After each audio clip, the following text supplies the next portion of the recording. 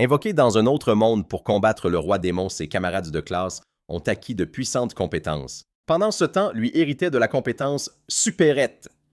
Moqué, trahi et faussement accusé, il fut banni de la capitale.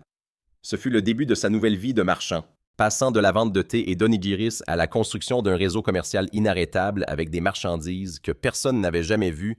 Sa compétence inutile est devenue le cheat ultime. Un simple commerçant peut-il éclipser les héros qui l'ont rejeté? Découvrons-le. L'histoire commence avec Akino Kamata, le personnage principal qui était jusqu'à récemment un lycéen, tout ce qu'il y a de plus normal. Il marchait dans les rues du royaume de Grandal en songeant qu'un mois s'était déjà écoulé depuis qu'ils avaient été invoqués dans ce monde. Le Seigneur des Ténèbres était toujours bien vivant. En d'autres termes, rien de significatif ne s'était produit depuis le jour de l'invocation. Quant à eux, les invoqués... Au bout d'un moment, Tamaki Saki, une assassin, lui demanda tout en mangeant s'il pouvait augmenter le nombre de parfums pour les onigiris, car elle tombait toujours sur les mêmes. Le protagoniste pensa l'air sérieux que cette fille était l'ancienne déléguée de classe. Elle avait l'air modeste, mais en réalité, elle possédait la compétence d'assassin. Les filles commencèrent à s'agglutiner au comptoir en disant « Cette boutique n'a même pas de manga ou de magazine. Normalement, une supérette a tout ce qu'on veut, non? » L'une d'elles fit remarquer qu'elle prenait toujours des magazines de mode dans les supérettes chaque semaine. Elle aimerait bien continuer à en lire ici aussi. Le protagoniste répondit avec mécontentement que sa boutique n'avait pas ce genre de choses. Il n'avait que des onigiri et des bouteilles de thé. Il ne savait même pas comment développer sa boutique et sa compétence, alors elles n'avaient qu'à être patientes. Il songea que tout le monde autour de lui se moquait constamment de sa compétence, mais la boutique avait l'électricité, l'éclairage, la climatisation et les toilettes avaient même du papier toilette et une chasse d'eau. De plus, il y avait un ordinateur fonctionnel qui pouvait être utilisé pour passer des commandes. Pour des gens modernes comme eux, cette compétence était vraiment précieuse. Bien que la sélection de produits soit limitée, les habitants du coin passaient parfois à la boutique et échangeaient leurs marchandises contre des produits de son monde. Parfois, ils lui apportaient même des fruits exotiques, donc il n'avait aucun problème de survie. Soudain, Kawasaki Ryo avec la compétence téléphone et Kijijima Shinji avec la compétence tailleur entrèrent dans la boutique. Ce dernier le salua avec un sourire et remarqua que le grand habitant du palais était venu leur rendre visite à tous. Shinji les salua également avec un sourire et dit qu'il était l'un des leurs. Il était venu utiliser ses toilettes encore une fois. Le protagoniste répondit avec mécontentement, lui disant de dégager mais que Ryo pouvait rester. Il n'avait rien dont il pouvait se vanter.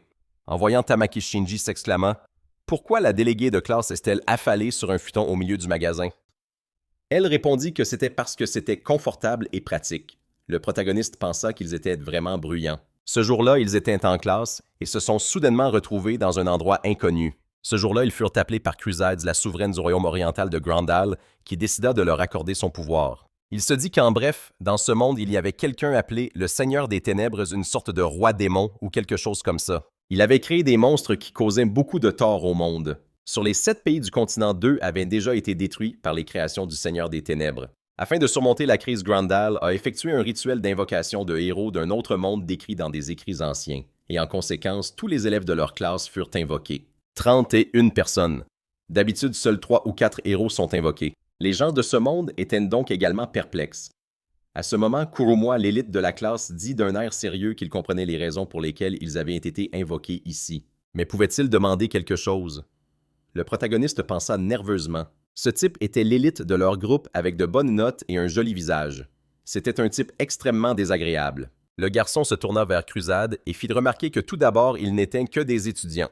Si quelqu'un voulait retourner dans son monde sans combattre le Seigneur des Ténèbres, exaucerait-elle ce souhait? La jeune femme répondit que malheureusement, il ne pouvait pas se permettre une telle chose pour le moment.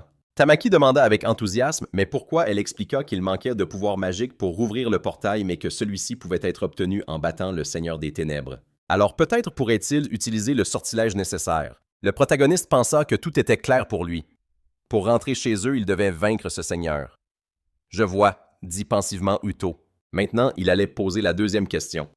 Ils étaient en fait des gens tout à fait ordinaires, sans aucune capacité. Comment pourrait-il espérer vaincre le Seigneur des Ténèbres face auquel même les plus grands guerriers de ce monde étaient impuissants? Crusades répondit qu'ils n'avaient pas à s'inquiéter de cela. On leur avait donné des pouvoirs spéciaux que les habitants de leur monde ne pouvaient pas avoir. Dans les écrits, il y avait des lignes sur des héros aux capacités uniques auxquelles le Seigneur des Ténèbres était vulnérable. S'ils pensaient simplement à vérification de statut, ils verraient immédiatement leurs compétences. Le protagoniste pensa joyeusement « Est-ce que c'est vrai? » Il se demandait quelle capacité il aurait. Il utilisa la confirmation des compétences par vérification de statut. À ce moment-là, le MC se demandait bien ce qu'il allait recevoir et au final, il a obtenu la boutique de compétences. Il espérait des arts martiaux cool ou de la magie. Il rêvait d'un harem d'elfes, de filles chasses et de fées. Le lendemain de l'invocation, un programme complet d'entraînement de héros commença au Palais Royal. La première chose qu'ils firent fut de sélectionner des capacités pour combattre le Seigneur des Ténèbres. À son grand dam, le héros principal s'est avéré être Uto. Il a obtenu 2 capacités, l'immortalité et la bénédiction de la déesse. La compétence d'immortalité permet de ressusciter jusqu'à 5 fois. La compétence de bénédiction de la déesse donne à toutes les caractéristiques le niveau maximum, la possession de tous les types de magie et la protection de la déesse rendant impossible pour les flèches et les attaques magiques de base de toucher le héros. Le protagoniste pensa nerveusement que c'était injuste. C'était un tricheur. Et en plus de ça, il y a aussi l'épéiste Yukisaki, la tireuse d'élite, Sawanu Ludi, la soigneuse Kanayoka, la mage de Leo, Kanamorei Jun l'assassin, Tamaki le mage de glace Kirishima, Masaki le lancier Minazuki Yohai et le mage bouclier Natori. La 2e escouade et les membres de réserve du premier groupe remplaçaient les blessés et la 3e escouade a été déclarée inapte au combat et c'est là qu'il a atterri. Même son ami le mage de feu Sugitayuki s'est retrouvé dans l'équipe principale. N'importe quoi, et il n'est pas du tout jaloux. Mais 1 mois après l'invocation, en commençant par la 3e escouade, de plus en plus de gens qui ne supportaient pas la vie dans un monde inconnu et l'entraînement difficile se sont réfugiés dans sa boutique. Quand vont-ils vaincre le Seigneur des Ténèbres? Seront-ils seulement capables de s'en occuper? Soudain, Tamaki s'approcha rapidement de lui et demanda avec un sourire « Qu'est-ce qui se passe ?» Il n'avait jamais eu l'air pensif auparavant. Le MC, effrayé et embarrassé, répondit que même lui avait des pensées importantes. Et eux alors les habitués de la première escouade. Pourquoi traînaient-ils ici? La fille répondit avec un sourire qu'ils étaient là parce que la climatisation fonctionnait et qu'il y avait des toilettes avec de l'eau. C'était vraiment confortable ici. Elle n'avait pas vraiment envie de retourner là-bas. Ils n'avaient pas tous envie de combattre sérieusement le Seigneur des Ténèbres.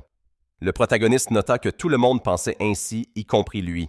Ou pensait-elle que la plupart des gens étaient ravis de ce qui se passait? Tamaki répondit que non seulement une petite partie des gens, elle se fichait complètement de vaincre ce Seigneur des Ténèbres. Il demanda surpris. « C'est vrai ça! Mais si eux, la première escouade, ne le battaient pas, ils resteraient ici pour toujours.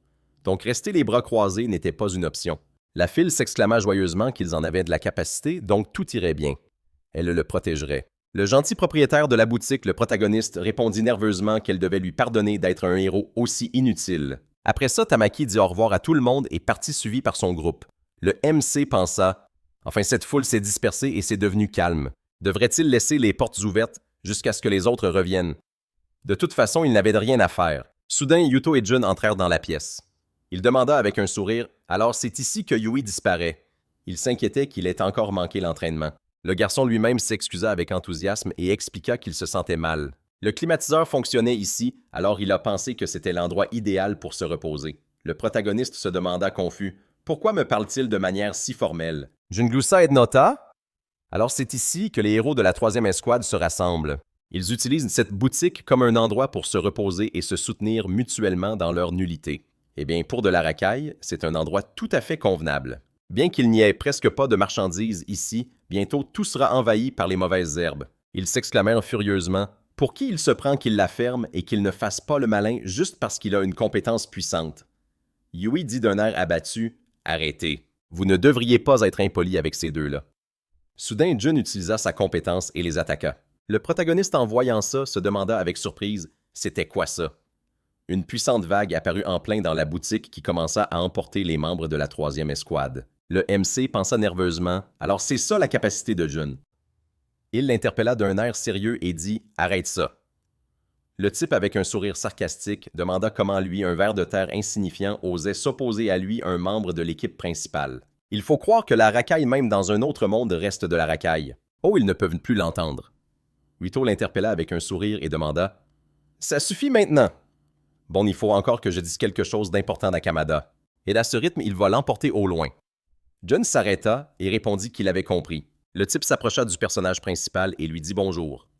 Il toussa pour recracher l'eau et dit d'un air sérieux qu'il ne s'était pas parlé depuis longtemps. « Ça fait 1 mois, n'est-ce pas? Il est venu après si longtemps et lui a immédiatement infligé une torture par l'eau. C'était un super accueil. Il ne savait même pas qu'il aimait une telle cruauté. Alors que voulait-il lui dire? Uto répondit qu'il serait bref.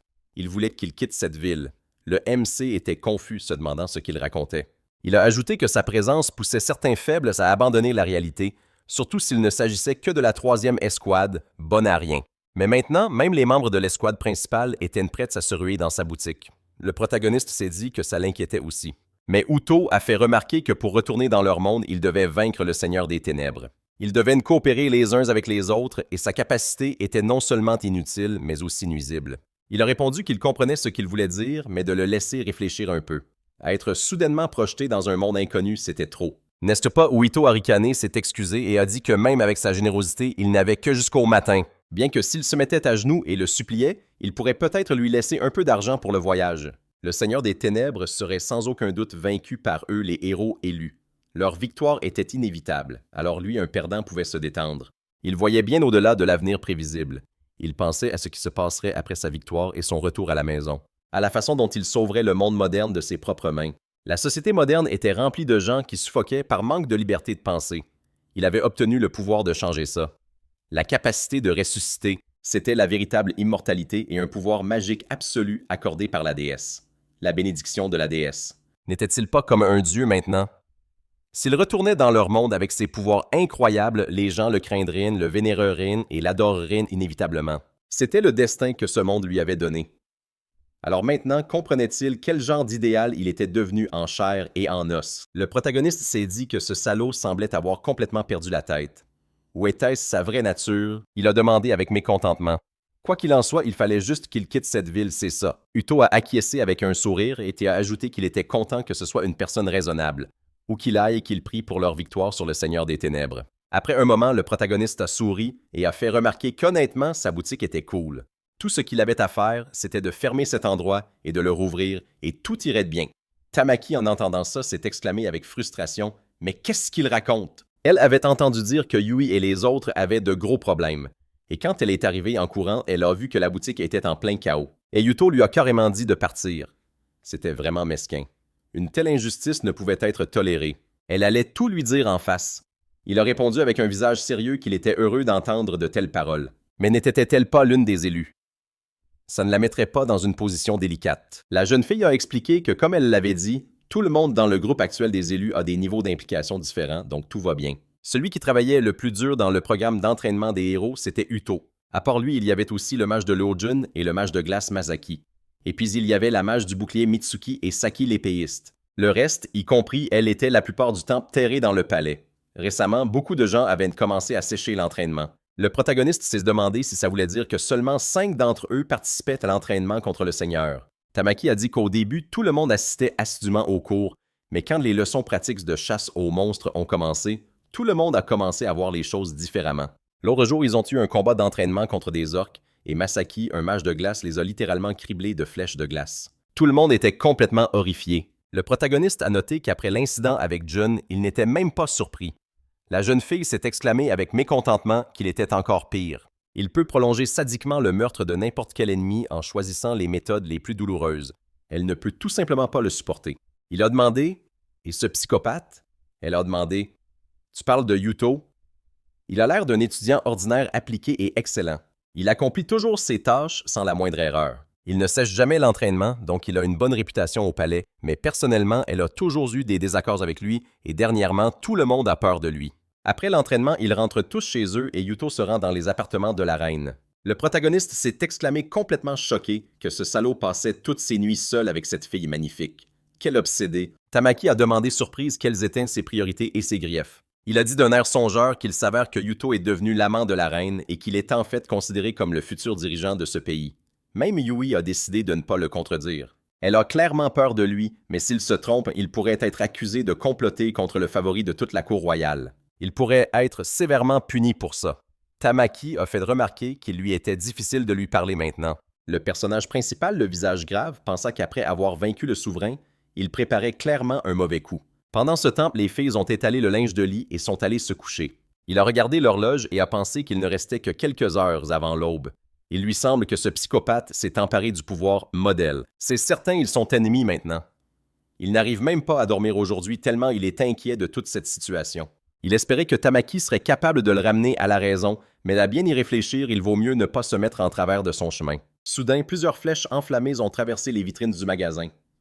Le protagoniste a réveillé la jeune fille terrifiée et l'a entraînée derrière lui en lui attrapant de la main.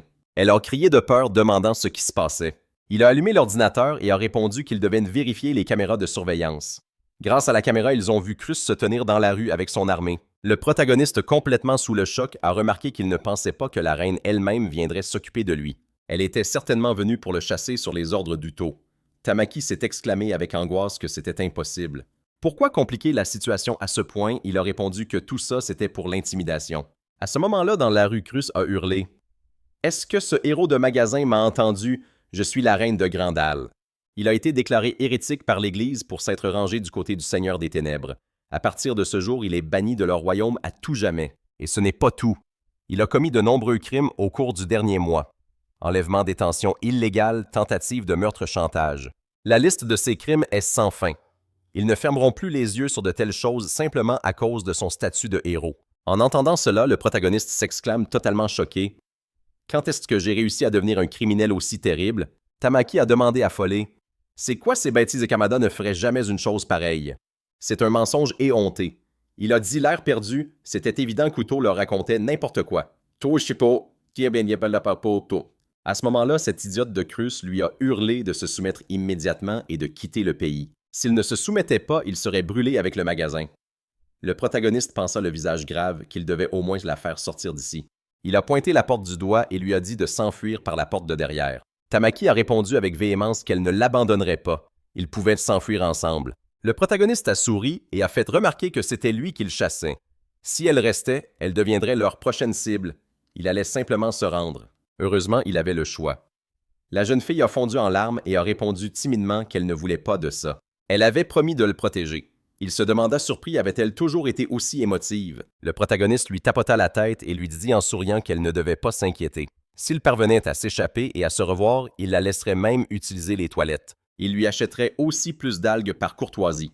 Alors il fallait juste qu'elle fasse ce qu'il disait. Tamaki cria timidement qu'elle ne venait au magasin tous les jours que parce qu'il était là.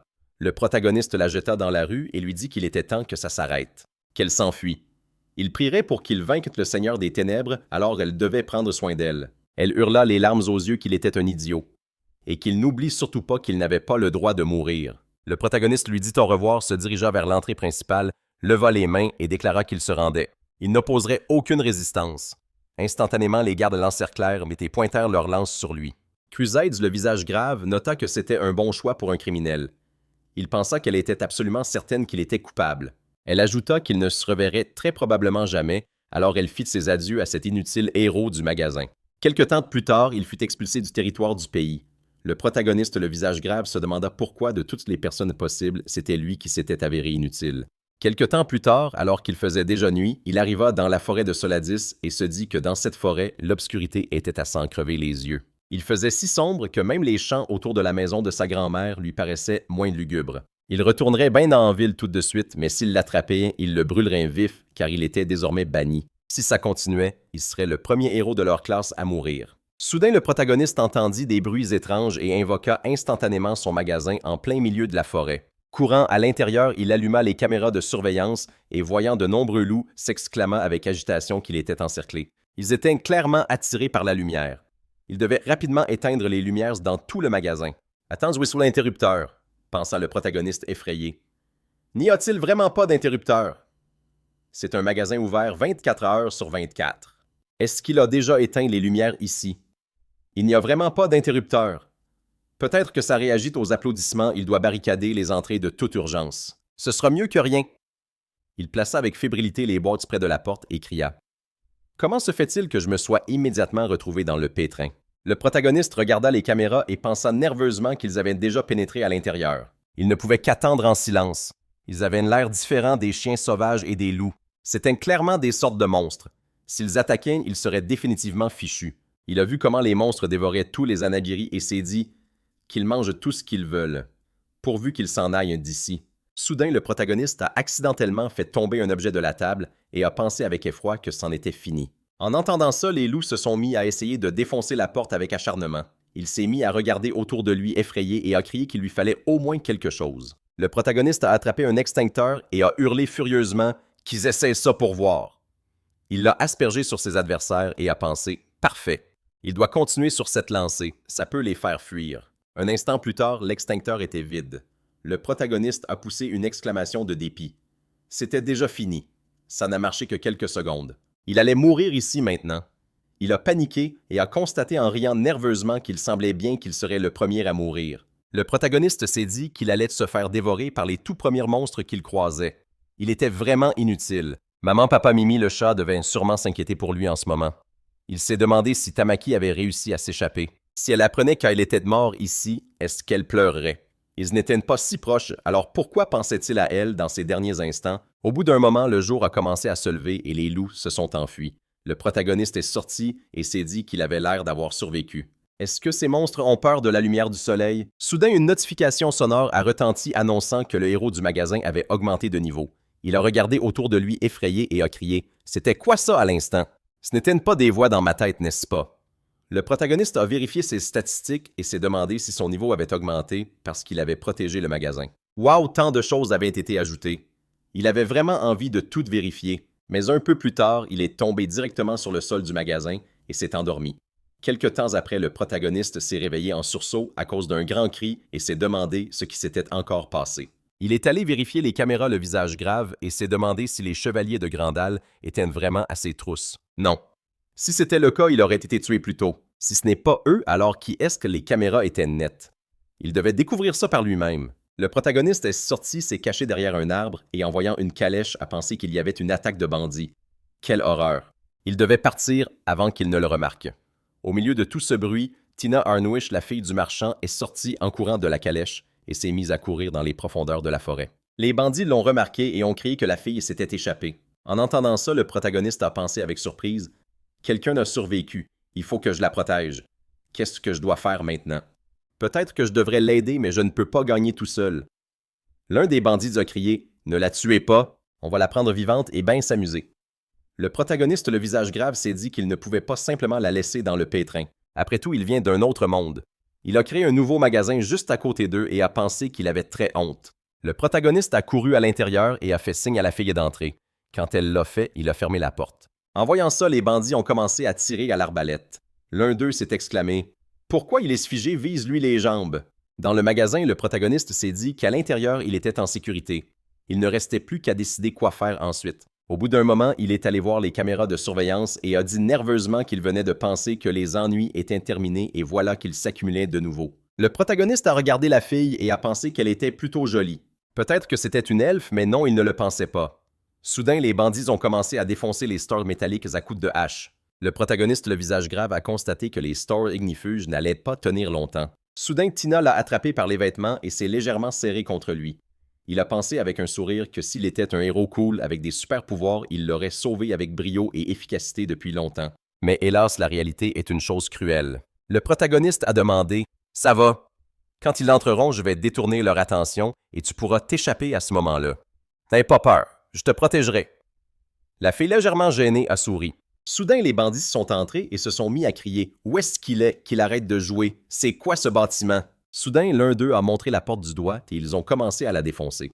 Le protagoniste a pensé le visage grave qu'ils étaient arrivés. Il allait répéter la stratégie de la veille avec le rideau. Pendant ce temps, la fille pourrait s'échapper. Il a attrapé l'extincteur et a montré la porte. « Cours par cette porte maintenant. » Soudain, le protagoniste a regardé les caméras et voyant qu'il y avait un autre bandit dans la rue, a pensé nerveusement qu'il y avait quelqu'un là-bas. Que devait-il faire? Il pourrait lui sauter dessus et la laisser s'échapper. Mais dans ce cas, il ne pourrait pas retenir ceux qui sont à l'intérieur. À ce moment-là, les bandits avaient presque défoncé la porte et l'un d'eux a crié « Tuez-les tous les deux !» Le protagoniste a pensé avec inquiétude qu'il ne le laissait même pas réfléchir tranquillement.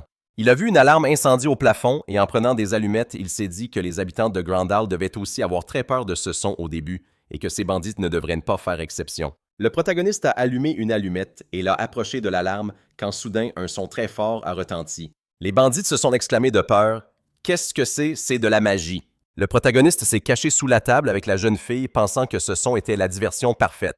Il attirait les gens de l'extérieur et ils auraient une chance. Soudain, des loups noirs sont arrivés en courant, attirés par le bruit. Les bandits ont crié qu'un loup noir était entré.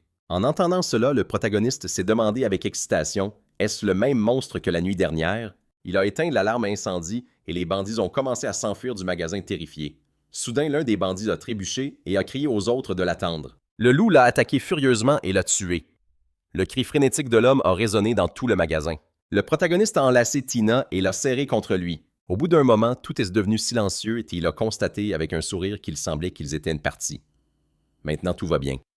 Elle le regarda en silence. Le protagoniste était très embarrassé, pensant qu'il était tellement concentré qu'il n'avait même pas réalisé que pendant tout ce temps, il tenait une fille ici. Les attouchements n'étaient pas intentionnels. « Ce n'est pas un pervers, n'est-ce pas? » Soudain, la jeune fille commença à avoir une crise d'hystérie et s'exclama qu'elle avait très peur. Le protagoniste embarrassé la serra dans ses bras et pensa que, pour être honnête, il avait lui-même failli fondre en larmes. Avant que les monstres ne reviennent, il doit de toute urgence restaurer le magasin, mais elle a toujours peur et c'est difficile. Il se dit qu'il peut attendre un peu. Soudain, une notification retentit annonçant que le niveau du héros du magasin avait augmenté. Le protagoniste ouvrit la fenêtre de statut et voyant une nouvelle fenêtre indiquant qu'il était maintenant possible d'éteindre les lumières, s'exclama furieusement « Pourquoi est-ce que ça n'apparaît qu'au 3e niveau? Ça aurait pu être ajouté dès le début. » Au bout d'un moment, Tina lui attrapa la main et l'entraîna dehors en souriant, disant que Kadina se trouvait à l'ouest d'ici. Si tout se passait bien, ils atteindraient la ville en quelques jours. Elle le remercia de l'avoir sauvé. Elle était vraiment reconnaissante. Son nom était Tina. Elle avait 16 ans.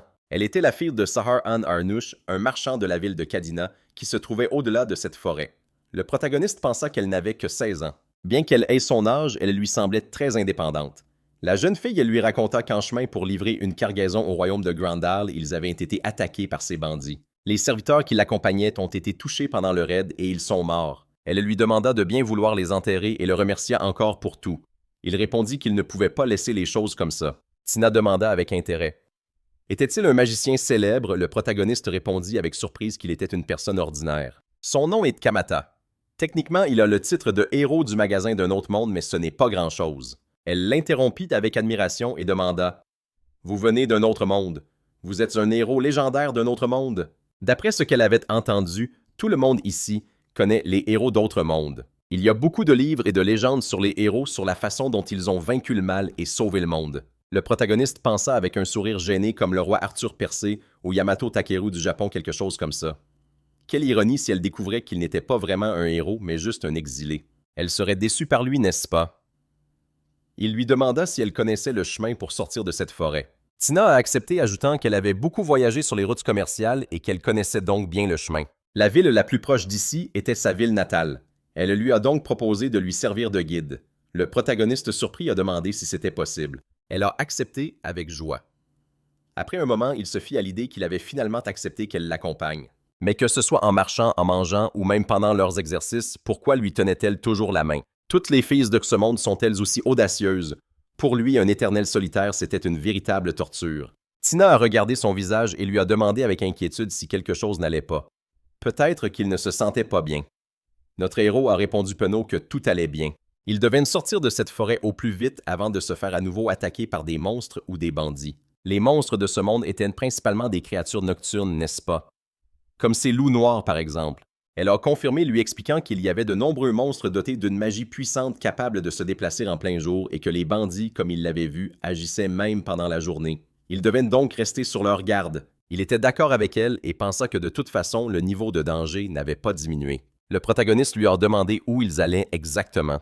Elle lui a répondu qu'ils se dirigeaient vers la ville de Kadina. Cet endroit est aussi sous le contrôle de Granville, pensa-t-il nerveusement lui, qui voulait à tout prix éviter les lieux liés à ce royaume. Tina lui a expliqué avec un sourire que Kadina était une cité fortifiée, indépendante, fondée par des marchands libres. C'était une grande ville au commerce florissant, l'une des plus célèbres plaques tournantes commerciales du continent. Le protagoniste demanda avec un sourire « C'était censé être gratuit ?» Le simple fait d'entendre cette histoire le rendait curieux. Elle répondit qu'elle n'était pas sûre pour la gratuité, mais que l'atmosphère y était d'une beauté inimaginable. Après un moment, le protagoniste estima qu'il fallait environ 10 jours de marche pour atteindre la ville de Kadina. Ils marchaient à travers la forêt le jour et se cachèrent dans un magasin la nuit pour éviter les monstres et les bandits. À la nuit tombée, Tina mangea et remarqua avec admiration que le sandwich et le thé au lait étaient délicieux. Il lui répondit qu'elle ne devrait pas se dépêcher autant, sinon elle risquait de s'étouffer. Leur monde était en guerre avec l'armée du Seigneur des Ténèbres depuis plus de 100 ans. La jeune fille acquiesça et nota que cette année marquait les 100 ans de la première bataille. Le protagoniste pensa que d'après les croisades, la crise était récente et qu'ils avaient eu le temps de former des héros, mais c'était une erreur. Elle lui dit avec enthousiasme qu'au cours de ces longues années de guerre, les gens avaient beaucoup perdu. Des rumeurs courent selon lesquelles les territoires sous le contrôle du Seigneur des Ténèbres s'étendent progressivement. Pour remédier à la situation, les rois des différentes contrées ont entamé un rituel d'invocation. Mais ces dernières années, aucun pays n'a réussi à le mener à bien. Pour la première fois en 12 ans, une joyeuse nouvelle est arrivée concernant la réussite de l'invocation d'un héros d'un autre monde dans le royaume de Grandal. Dans cette bataille contre l'armée du Seigneur, les gens ont vu une lueur d'espoir. Tout le monde, sans exception, place de grands espoirs dans les héros. Le protagoniste répondit avec un sourire gêné qu'il comprenait tout. Bien qu'il ne soit pas sûr de pouvoir être à la hauteur de ses attentes, Tina s'exclama avec admiration que ce n'était pas vrai. Il était fort beau, gentil, sensé, et c'était une personne merveilleuse. Il lui avait sauvé la vie. Elle le considérait déjà comme le plus grand des héros. Il pensa avec agitation que bien qu'il soit un héros d'un autre monde, il était un paria. Il avait reçu le surnom honteux de « héros inutile » qui était maintenant gravé dans ses caractéristiques. Mais il ne pouvait pas encore dire la vérité. Le protagoniste la remercia avec un sourire gêné et pensa qu'ils en parleraient plus tard. Tina demanda avec un sourire ce qu'il comptait faire après son arrivée en ville. Il répondit qu'il n'avait pas encore de plan précis et n'en avait jamais eu. Elle le lui demanda s'il voulait rester avec elle. Son père serait ravi de le recevoir et elle voulait aussi écouter ses histoires. Le protagoniste répondit avec un sourire qu'il connaissait très peu de choses sur ce monde, alors peut-être qu'il vivrait vraiment avec eux pendant un certain temps. Il espérait ne pas les déranger. La jeune fille dit joyeusement qu'elle n'en serait que plus heureuse. Le protagoniste la remercia et pensa qu'il n'avait pas du tout réfléchi à l'avenir. La gamme de produits avait considérablement augmenté. Peut-être devrait-il essayer de se lancer dans les affaires. Se cacher tout le temps dans le magasin n'est pas une solution. Il doit en apprendre davantage sur le monde extérieur. Étrangement, il commence à déborder d'enthousiasme. Il s'avère qu'avoir un but est tout simplement merveilleux. Il dit joyeusement qu'il devait se dépêcher d'aller en ville. 10 jours plus tard, ils arrivèrent dans la ville de Kadina. Tina montra joyeusement de la main et fit remarquer que c'était sa ville natale. Le protagoniste, regardant autour de lui, répondit avec surprise que c'était une ville immense. Ils s'approchèrent des portes et il remarqua que l'endroit ressemblait à celui où se tenait un festival d'animé. Il y avait pas mal de monde ici. Elle demanda de nouveau perplexe quel genre de festival d'animé. Le personnage principal expliqua avec un sourire qu'il y avait toujours beaucoup de monde là-bas dans son monde d'origine. Tina répondit avec un sourire que c'était génial. Elle avait entendu des histoires d'autres héros sur Akihabara et Ikebukuro. Elle espérait pouvoir voir ça un jour. Il se demanda s'il pourrait rentrer. Pourrait-il l'emmener avec lui? Ensemble, ils vivraient de grandes aventures dans ce monde, vaincraient le Seigneur des Ténèbres et ils décideraient de retourner dans son monde. Et là, il verrait Tina qui aurait déménagé et ils vivraient heureux pour toujours. Il dit doucement contrarié que c'était une fin banale. Des fins aussi heureuses n'arrivent pas dans la vie. La jeune fille demanda avec un sourire « Tu as dit quelque chose ». Elle était si heureuse de rentrer chez elle et tout ça c'était grâce à lui.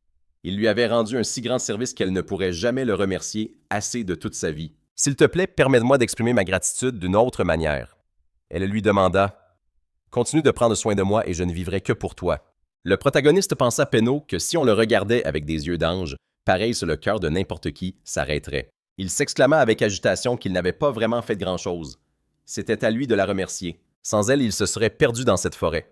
Tina sourit et dit qu'elle était très heureuse d'avoir pu l'aider. « Prends soin de moi à l'avenir. » Le protagoniste gloussa et dit que leur tour était arrivé. Elle s'approcha rapidement des gardes et ils furent immédiatement laissés passer. Il demanda avec surprise « C'est tout, n'est-ce pas trop facile? » Le protagoniste se demanda si le père de la jeune fille n'avait pas plus de pouvoir qu'il ne le pensait. La fille qu'il avait sauvée s'est avérée être la fille d'un millionnaire. On aurait dit le début d'une romance de manga cliché. Non! Tina a expliqué que son laissez-passer lui permettait de faire entrer des gens qui n'étaient pas citoyens de Cotton. Elle lui a demandé d'arrêter de la fixer avec autant d'insistance car ça la gênait. Il s'est demandé si dans le cas où il serait quelqu'un de cool, il serait le protagoniste classique et Tina l'héroïne. C'est pour ça qu'il avait hérité d'un pouvoir aussi pourri. Le protagoniste a demandé si tous ces gens qui faisaient de la queue étaient des citoyens de la ville de Kadina. Elle a répondu que non. Ils faisaient de la queue pour recevoir un laissez-passer. Seul un nombre limité de citoyens en avait obtenu un. C'était la porte nord de la ville, donc on ne pouvait pas le voir d'ici, mais ils avaient un quartier appelé Zastenia. La plupart des gens dans la file venaient de là-bas. Beaucoup d'entre eux venaient en ville pour travailler puis retournaient de l'autre côté du mur. C'étaient des travailleurs temporaires. Le protagoniste a fait remarquer qu'il ne comprenait pas bien. Tina a expliqué avec un sourire qu'il y avait une grande zone résidentielle appelée Zastenia, au-delà du mur sud de la ville. Les gens qui y vivaient n'avaient pas les droits des citoyens de Kadina. Il s'est exclamé surpris. En dehors de la ville, il y avait en fait une autre ville. Quelle était la taille de cette ville? Le protagoniste a souri en se demandant s'il allait se perdre. Tina lui a joyeusement pris la main et a dit « Laisse-moi t'emmener chez moi ». Elle voulait le présenter à son père le plus vite possible. Peu après, ils sont entrés sur le domaine d'un immense manoir. Il a été choqué de réaliser qu'elle était après tout la fille d'un homme riche. La jeune fille était perplexe, se demandant si cela posait un problème. Le protagoniste s'est demandé si elle était une noble dame dont il n'aurait pas dû tenir la main. Était-ce l'histoire d'une fiancée d'un autre monde pour le héros? Au moins, il n'allait pas s'attirer d'ennui pour tout ça. Soudain, Adonis, le majordome de la famille Arnuish, l'a interpellé choqué en disant que c'était une bénédiction qu'elle soit en vie.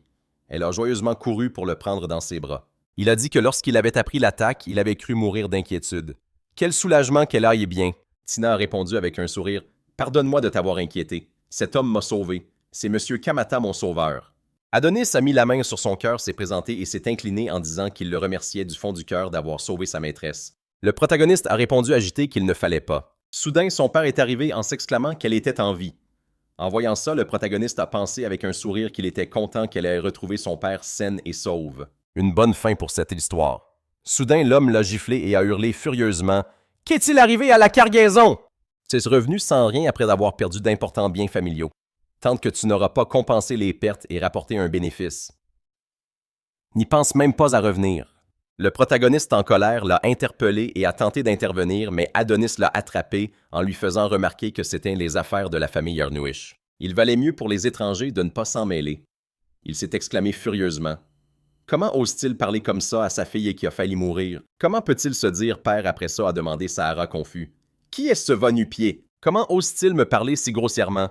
Ne comprend-il pas les règles de cette ville? Tina l'a arrêté agité et a crié que cet homme avait risqué sa vie pour la protéger.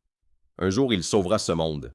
Monsieur Kamata est un héros d'un autre monde. L'homme lui a dit d'un air songeur que parmi les héros reconnus il y a 2 semaines, il était le plus inutile et le plus nul. Il a été expulsé et reconnu comme un moins que rien. C'était lui le même vaurien qui a commis de nombreux crimes. Le protagoniste a pensé nerveusement que c'était comme ça que Tina apprenait la vérité. Sahara a hurlé furieusement que le simple fait de parler à un tel moins que rien ruinait déjà la réputation de leur famille. Qu'il s'en aille d'ici. La jeune fille, les larmes aux yeux, s'est exclamé qu'il était son héros. Qu'il n'ose pas lui parler comme ça. Son père lui a attrapé la main et a souligné que puisqu'elle était revenue vivante, elle devait se remettre au travail. Elle n'avait pas le temps de rester là à bavarder. Elle a tendu la main de manière hystérique vers le protagoniste en l'appelant. Il a demandé au majordome « Alors c'est ça le quartier derrière les murs ?» Comparé aux quartiers intérieurs, cet endroit ressemble plus à une sorte de ghetto. Ça lui rappelait les bidonvilles. L'homme a baissé la tête et a dit « Permettez-moi de vous présenter mes sincères excuses pour les paroles grossières de mon maître. Ça... » Le protagoniste a répondu qu'il n'avait pas à s'excuser. C'était à lui de demander pardon. Il n'avait pas le droit de se mêler des affaires de la famille de Tina. Il a pensé que même s'il se doutait qu'ils se sépareraient tôt ou tard, il ne pensait pas que ce serait si tôt. Même s'il l'avait emmené de force, cela n'aurait fait que créer plus de problèmes. Il devait se ressaisir et aller de l'avant. Le protagoniste a demandé s'il pouvait poser une dernière question. Le fait est qu'il aimerait ouvrir son propre commerce en ville. Pourrait-il lui dire où trouver un endroit convenable pour une boutique? Adonis a répondu d'un air songeur qu'il devrait faire ça derrière les murs. Sans de la citoyenneté, il était impossible de faire du commerce à l'intérieur des murs. Au bout d'un certain temps, le protagoniste s'est souvenu que d'après le majordome, on pouvait vivre et commercer librement dans cette zone. La seule règle ici est que les nouveaux arrivants ne sont pas chassés, mais ils devront s'installer à l'extérieur de la zone loin du mur là où le risque d'attaque est élevé. En fait, c'est un mur humain. Il ressent un sentiment de vulnérabilité totale. Il espère qu'il n'y aura pas de problème. Et voilà une nouvelle vie dans un autre monde commence. Il a installé sa boutique sur le terrain vague et a crié pour inviter tout le monde dans son magasin venu d'un autre monde. Il n'a que les marchandises les plus rares, qu'il se jette dessus. Les habitants ont commencé à entrer surpris et à regarder autour d'eux. Le protagoniste s'est dit qu'il se souvenait des habitants de Grandal. Auparavant, il essayait de ne pas trop contacter les locaux, mais maintenant son assortiment a considérablement augmenté et surtout il a une grande envie de faire des affaires. Tout va bien se passer. Une femme s'est approchée de lui et a demandé avec enthousiasme ce qu'était une boutique. Le protagoniste a répondu avec un sourire que c'était un magasin où l'on vendait des produits et des marchandises rares d'un autre monde. C'est comme ça qu'ils appelaient un magasin. Il leur a demandé de ne pas être timide. L'homme a pris les articles, les a posés sur le comptoir en disant qu'il prenait ça. Il a noté avec joie que son premier achat était un sandwich au bacon laitue et tomates. C'était délicieux. Le protagoniste s'est dit qu'il devait faire bonne impression pour que les gens reviennent encore et encore. L'homme a demandé combien ça coûtait. Il a pensé avec horreur qu'il n'avait absolument pas réfléchi au prix des marchandises. À bien y penser, il n'avait jamais eu à dépenser d'argent à Grandal. Il recevait une allocation royale, mais il ne l'a jamais utilisée. Il n'allait même pas faire les magasins comme les autres. Il avait entendu dire qu'il y avait 4 types de pièces dans ce monde, mais comment s'appellent-elles au juste? Il ne comprenait absolument pas leur valeur. Bon, je vais régler ça maintenant, s'est dit le protagoniste avant d'annoncer avec un sourire que tous les articles coûtaient une pièce de bronze. Tout le monde s'est immédiatement mis à attraper des marchandises en criant « J'en prenne ». Il était sous le choc, pensant qu'il s'était complètement planté sur le prix. Quelque temps plus tard, à la tombée de la nuit, le protagoniste a fermé la boutique et l'air fatigué a constaté que la journée avait été folle. Plus tard, une femme bienveillante lui a expliqué que le taux de change de la monnaie locale était à peu près le suivant. Une grande pièce d'or 100 000 yens, une pièce d'or 10 000 yens, une pièce d'argent 1000 yens, une pièce de bronze 10 yens. Voilà la conversion. Il s'avère que pour une pièce de bronze, on pouvait acheter tout ce qu'on voulait. Si un tel magasin existait dans son monde, il y irait tous les jours. Les gens étaient ainsi heureux. Mais maintenant, il comprend à quel point il a été imprudent. Le protagoniste s'est dit que si cela s'était produit plus tôt, il aurait demandé à l'avance à Tin des informations sur la monnaie locale. Comment va-t-elle d'ailleurs, elle doit être déçue de lui? Si seulement il pouvait la revoir. Ainsi, un mois s'est écoulé depuis l'ouverture du magasin. Le protagoniste, en travaillant un jour de plus, s'est dit qu'il s'était même déjà habitué au dur labeur de la boutique. Il a fixé les prix des marchandises. La limite est de 5 articles maximum par personne. Les toilettes ne sont accessibles qu'aux clients. L'inscription 24 heures sur 24 sur l'enseigne est un pur mensonge. Mais il espère que les locaux ne comprennent pas les chiffres. Le magasin n'a qu'une seule caisse. Tout est pareil, mais les gens de ce quartier ont commencé à se soucier de lui.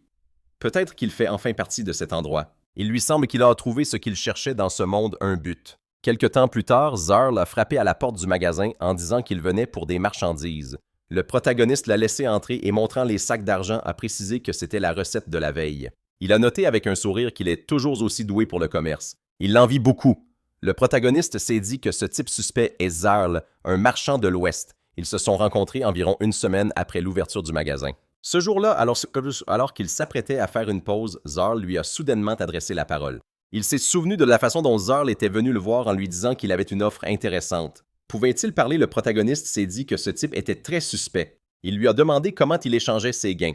Le protagoniste a demandé confus « De quoi parle-t-il » L'homme a expliqué que toutes les marchandises coûtaient une pièce de bronze, n'est-ce pas? Donc chaque jour, il accumule des milliers, voire des dizaines de milliers de pièces et il doit certainement faire face au problème de stockage de tout cela. S'il le voulait, il pouvait les échanger contre des pièces d'or. Bien sûr, ce n'est pas gratuit. Il prendrait 5% du montant pour le service. C'est une bonne offre, n'est-ce pas? Le protagoniste s'est dit que c'était très suspect, mais que le magasin avait vraiment trop de pièces. Peut-être qu'il devrait essayer. Aujourd'hui, il lui a donné le sac et a pensé que c'est ainsi que leur coopération avait commencé. Au tout début de leur relation commerciale, il n'était pas à l'aise, mais lui et Zarl coopèrent depuis lors. Quelque temps plus tard, l'homme est revenu le voir et a joyeusement annoncé que les pièces d'or étaient arrivées. Il était temps pour eux de faire l'échange. On l'appelait déjà la divinité de cette région. Le protagoniste répondit nerveusement « Il faudrait qu'il arrête avec ses surnoms. Dans ce monde, il n'y a qu'une seule déesse Aya, n'est-ce pas ?» Zaril acquiesça et ajouta que dans ce monde, le mot divinité lui est associé. C'est pour cette raison que non seulement à Grandal, mais dans tous les royaumes, ce sont les femmes qui gouvernent et toutes les grandes personnalités sont également des femmes. Par conséquent, ceux dont les actes sont comparables à ceux des saints sont vénérés comme l'incarnation de la déesse Aya. Le protagoniste répondit que même si c'était le cas, cela lui paraissait toujours étrange. Zaril nota joyeusement que le simple fait de son existence est un miracle et peu importe qu'il soit un homme ou une femme, comment les habitants de Grandal ont-ils pu bannir sans ménagement un héros doté de capacités aussi incroyables? Quels imbéciles ils étaient, lui? Se demanda-t-il avec confusion, en avait-il seulement entendu parler? Il avait eu des négociations commerciales avec Grandal, mais cela n'avait rien donné. Le protagoniste se demanda comment allait Tamaki. Il se demandait comment les choses se passaient à Grandale en ce moment. Le marchand dit qu'à part l'information concernant son exil, les autres royaumes soutiennent activement les héros. Mais Grandale refuse catégoriquement que les héros quittent le pays. Pour l'instant, c'est tout ce qu'il sait et il est très curieux de savoir ce qui s'y passe. Le protagoniste acquiesça et ajouta que bien qu'il y ait quelques salauds parmi les nombreux héros, ses amis sont toujours là-bas alors il se demande comment ils vont en ce moment. Zaril répondit avec un sourire qu'il allait donc ordonner à ses hommes d'enquêter. Si c'est sa demande, il fera tout de la meilleure façon possible. Il le remercia et demanda pourquoi il le traitait si bien. Qu'est-ce qu'il y gagnait? Le marchand perplexe lui demanda ce qu'il voulait dire. À son avis, au cours des dernières centaines d'années, il est le plus grand des héros. Il allait être honnête avec lui. En réalité, personne ne veut que les héros vainquent le Seigneur des Ténèbres. La guerre contre lui fait depuis longtemps partie d'un immense système économique. Si le Seigneur des Ténèbres disparaît, les pays qui commercent les ressources pour l'effort de guerre et les mercenaires perdront leur travail. Le monde entier entrera en crise et des millions de personnes tomberont dans la pauvreté. Ce nombre sera bien plus grand que celui des personnes tuées par les monstres. Le protagoniste se demanda ce que cela signifiait que Grendel résiste aux demandes des autres pays afin de maintenir une sorte de leadership. Zaril ajouta que la crise alimentaire mondiale pourrait être résolue en un instant s'il était là. Après tout, il a la capacité de créer des ressources à partir de rien en quantité illimitée. C'est pourquoi il est la véritable incarnation de la déesse Aya. Le protagoniste demanda confus « Je peux créer des produits à l'infini. Pourquoi pense-t-il ça ?» Il se demanda nerveusement, pensant qu'il n'avait parlé du système de la boutique Katina. Comment ce type était-il au courant? Le marchand répondit qu'il se rendait toujours dans cette boutique et qu'il avait même organisé une surveillance 24 heures sur 24 avec ses hommes et il n'a jamais vu personne livrer de marchandises et le bâtiment de la boutique lui-même est apparu ici de manière bien trop mystérieuse. Et c'est là qu'il a compris que les marchandises étaient peut-être créées directement à l'intérieur. Il ne se trompe pas, n'est-ce pas? Le protagoniste pensa qu'il le croyait intelligent, mais pas à ce point. Il valait mieux qu'ils ne deviennent pas ennemis. Il dit nerveusement qu'il devrait garder ça comme un secret commercial. Zaril répondit avec un sourire qu'il n'allait pas creuser davantage, car il était un partenaire précieux bien plus important que ceux qui tuaient des monstres. Il aimerait poursuivre leur relation pacifique. Le protagoniste nota que lui aussi l'aidait beaucoup. Le marchand attrapa les sacs et en s'approchant de la sortie, dit qu'aujourd'hui il allait recueillir des informations sur Grendel et qu'il lui rapporterait tout plus tard. Il le remercia et en lui disant au revoir nota qu'il comptait sur lui. Quand l'homme fut parti, le protagoniste se dit avec un sourire qu'il devait lui aussi se mettre au travail. Quelque temps plus tard, il s'assit pour écrire un rapport sur l'ordinateur et entendant frapper à la porte se demanda avec surprise comment les habitants du quartier pouvaient connaître l'existence de la sortie de secours. Serait-ce vraiment les mercenaires de Sahar? Le protagoniste s'approcha de la porte et en l'ouvrant demanda qui était là. Sur le seuil se tenait Tina qui répondit avec un sourire que c'était elle. La jeune fille le serra joyeusement dans ses bras et fit remarquer qu'il ne s'était pas vu depuis longtemps. Elle voulait vraiment le voir. Maintenant, ils se sont retrouvés. Elle est très heureuse.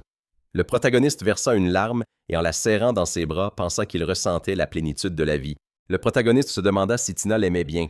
Seule sa chatte Mimi s'accrochait à lui aussi fort. Il pensa qu'il devait déjà se détacher de la jeune fille, sinon des pensées inutiles commenceraient à lui venir. Le protagoniste lui demanda comment elle avait réussi à le trouver en ville. Elle sourit et lui répondit. Elle a entendu par Adonis que le protagoniste était sorti des murs et des rumeurs sur une boutique florissante ont circulé et elle a tout de suite compris. Il dit d'un air songeur que maintenant il comprenait. La jeune fille ajouta qu'en fait elle voulait venir plus tôt, mais on lui avait interdit de quitter la maison. Le protagoniste l'a rassuré en lui disant qu'il n'y avait pas de quoi s'inquiéter.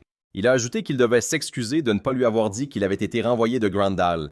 Il lui a demandé de lui pardonner pour ça. Tina l'a regardé avec un air amoureux et a remarqué qu'il n'avait absolument aucune raison de s'excuser. Surprise, il lui a demandé « De quoi est-ce que tu parles ?» La jeune fille a continué « Parce que tu es un grand héros. » Elle n'arrivait toujours pas à croire que Grendel ait commis une telle erreur en le renvoyant.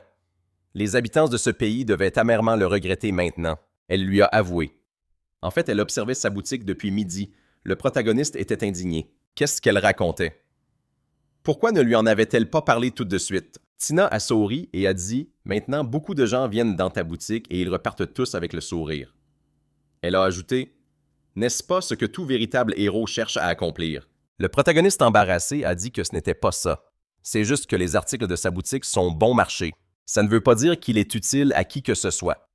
Tina s'est exclamée avec indignation « Ce n'est pas vrai. C'est grâce à toi que c'est possible et je pense que ta capacité est supérieure à toutes les autres. » Le protagoniste a gloussé de surprise et a pensé « On dirait que Zérel a dit quelque chose de similaire. » Tina a poursuivi « Je suis la fille d'un marchand et j'ai un certain flair pour le commerce. » Le protagoniste a souri et a remarqué « Ah oui. » La jeune fille a dit qu'il était vraiment un héros incroyable et qu'en plus il lui avait sauvé la vie. « Tu es le héros le plus cool de ce monde. » Tina a ajouté « Tu penses peut-être que tu es inutile parce que tu n'as pas la capacité de combattre les monstres, mais ce sont des bêtises. Même si tu ne peux pas te battre, tu as un potentiel infini pour sauver de nombreuses vies. » Elle lui a demandé d'être fière de sa capacité. Le protagoniste l'a remercié pour son soutien et a ajouté qu'il sentait comme si un poids avait été retiré de son âme. Tina lui a pris la main et l'a regardé dans les yeux. Elle lui a dit sincèrement que peu importe comment les choses tourneraient, elle serait toujours à ses côtés. Il lui a semblé que la jeune fille voulait lui avouer un sentiment plus profond et plus fort. Il a paniqué. C'était beaucoup trop déplacé. Il n'était pas encore prêt pour ça. Il a repoussé Tina. Elle a été très surprise par sa réaction. Il a souri et a dit qu'il était temps pour lui de finir sa pause. Il devait ouvrir la boutique au plus vite, sinon les clients allaient s'impatienter. La jeune fille a remarqué avec perplexité que tout cela semblait un peu forcé. Le protagoniste a protesté. Ce n'était pas vrai. Environ 2 mois s'étaient écoulés depuis le retour de Tina. Sa boutique continuait de connaître un succès incroyable. Il avait à peine le temps de saluer tout le monde, d'exprimer sa gratitude aux clients pour leur visite et de courir partout dans la boutique avec la marchandise. Après un certain temps, Tina lui a dit que le flot de clients s'était calmé. Il pouvait se reposer un peu. Le protagoniste l'a remercié pour son attention. Il lui a dit qu'elle avait raison. Il allait se reposer un moment, mais elle devait l'appeler s'il se passait quoi que ce soit. Tina l'a assuré qu'elle le ferait. Il pouvait lui confier le reste. Elle lui a demandé si elle pouvait l'aider dans sa boutique. Le protagoniste y a pensé surpris. La jeune fille a continué. Elle avait déjà dit à son père qu'elle partait en apprentissage, donc elle pouvait rester ici pour un long moment. Le protagoniste lui a demandé stupéfait, c'est-à-dire qu'elle allait vivre ici. Elle a joyeusement répondu que maintenant, ils pourraient à nouveau vivre ensemble. Elle ferait de son mieux. Il ne devait pas s'inquiéter et pouvait compter sur elle. Le protagoniste transpirait de tension. Voilà ce qui lui tombait dessus. Mais en regardant son sourire heureux, il a pensé que c'était ça qu'il voulait protéger. Peut-être qu'elle était encore mieux qu'il ne le pensait. Et Zuriel et les marchands de cette ville étaient tous si gentils. Le protagoniste lui a répondu avec un sourire qu'elle en savait beaucoup. Et plus important encore, elle avait gagné sa confiance, ce qui le calmait, et il pouvait donc compter sur elle. Tina, souriant joyeusement, l'a remercié et a ajouté qu'elle savait tout de lui. Il pouvait être tranquille. Le protagoniste a objecté. Il parlait de la boutique, pas de lui. Il lui a immédiatement tout demandé du genre « Qu'est-ce que tu veux dire ?» Tina lui a répondu que c'était vrai. Parfois, quand il l'appelait par un petit nom, ça sonnait siffrant et il parlait parfois de sa tache de naissance sur son dos ou sa taille et il la regardait souvent. Le protagoniste était complètement embarrassé. Quoi, tombant à genoux devant elle, il lui a demandé pardon. La jeune fille lui a dit qu'il n'avait pas à s'excuser et c'est ainsi qu'ils en sont arrivés au moment présent. La boutique était toujours extrêmement populaire, mais grâce à Tina, tout se passait sans accroc. Enfin, il pouvait manger en paix, se reposer et même s'adonner à la rêverie pendant un moment. Il a réalisé que dans ce monde, il ne se sentait plus seul. Il a levé les bras, s'étirant le corps, et a pensé avec satisfaction que sa vie était devenue très riche. Au bout d'un moment, il lui a dit qu'il était tard. Il était temps pour elle de se reposer. Tina a docilement acquiescé. Assise devant l'ordinateur, elle a ajouté qu'elle allait rapidement entrer les recettes du jour dans la base de données et qu'il pouvait se reposer en attendant. Le protagoniste la regarda avec surprise. Il pensait que plus rien ne pouvait le surprendre, mais les compétences de la jeune fille l'étonnaient toujours. Il se coucha en pensant que s'il y avait Internet, elle trouverait probablement tout de suite un moyen de promouvoir leurs produits via des sites web et de la publicité. C'était si simple à faire. Ayant terminé son travail, Tina éteignit la lumière et essaya de s'allonger avec le protagoniste. Sa réaction à sa tentative fut des plus catégoriques. Il s'exclama lui ordonnant d'arrêter. La jeune fille triste retourna à son lit en marmonnant qu'elle avait encore échoué aujourd'hui. Le protagoniste crut l'entendre clairement claquer la langue, comme il lui était difficile de résister à une telle tentation. Mais une fois la ligne franchie, il n'y aurait pas de retour en arrière. Comment pouvait-il se débarrasser de cette épreuve? Tina, en montant dans son lit, lui souhaita une bonne nuit. Il lui souhaita la même chose. La jeune fille pensa avec détermination qu'elle n'abandonnerait pas. Demain, elle essaierait à nouveau. Ainsi, la journée, il gérait le magasin et le soir, il menait un combat simulé contre Tina. Puis un jour, le son du système se fit entendre, l'informant que son niveau avait augmenté. Le protagoniste s'exclama de surprise. Qu'avait-il fait? Tous les clients le dévisagèrent surpris. Le protagoniste, remarquant cela, jura car lui seul pouvait entendre le son de l'augmentation de niveau. Il se tourna vers Tina, s'excusa auprès des clients et lui dit qu'il devait utiliser le bureau un moment. La jeune fille surprise lui répondit qu'elle comprenait. En entrant dans le bureau, le protagoniste se creusa la tête. Il ne s'était battu avec personne, il ne s'était pas défendu la nuit. Alors pourquoi? C'était peut-être une erreur du système. Il décida qu'il valait mieux vérifier. Le protagoniste activa la vérification de statut. Le système lui indiqua en plus de ses données habituelles que sa profession était héros d'un autre monde niveau 4, compétences de magasin niveau 4. Sa santé avait un indicateur de 8, son agilité de 5, son mana de 0 et sa chance de 8. Il n'avait aucun sort appris ni aucune compétence acquise. Il possédait le titre de divinité du mur. Le niveau des marchandises du magasin avait atteint le niveau 4, tout comme la durabilité du magasin. De nouveaux articles étaient désormais disponibles. Un encas au caviar, des sandwichs à l'œuf et au poulet des boissons énergisantes, du thé long, des brioches, des frites saveurs consommées et du pudding. Des articles ménagers furent également ajoutés comme des t-shirts blancs, des chemises, des sous-vêtements pour hommes et des chaussettes. Le système de protection incluait des portails de feu avec une barrière magique, un dispositif pour repousser les monstres inférieurs et un drone de reconnaissance. Le protagoniste pensa avec un sourire. Ce n'est clairement pas une erreur du système, le niveau augmente donc même sans combat. Il avait progressé juste en gérant le magasin. C'était bien plus cool que de se battre. Le protagoniste remarqua que de nouvelles icônes étaient apparues sur le bureau. Peut-être que ce magasin possédait des appareils spécifiques à ce monde. Il était difficile de comprendre leur signification au premier abord, mais à en juger par leur nom, il valait mieux ne pas les utiliser à la légère. Il regarda l'icône représentant un drone et pensa. Cet appareil de reconnaissance semble sur nom, il ne devrait pas causer de réel danger. Le protagoniste décida d'essayer de le lancer. Ce faisant, il réalisa avec joie que le drone sortait par le toit et s'élevait très haut. En regardant le moniteur, le protagoniste voyait tout parfaitement. Il vit même une personne dormir sur le toit du magasin. C'était tellement cool que le protagoniste ne comprit pas tout de suite. Une personne dormant sur le toit du magasin. Ayant approché le drone de l'objet, le protagoniste était au bord de la folie. Qu'est-ce que c'est? Pourquoi celle qui devrait être à Grandal est-elle ici? Le protagoniste monta rapidement sur le toit et demanda avec indignation à Tamaki ce qu'elle faisait là. La jeune fille sursauta à son appel, mais ensuite elle sourit et le salua.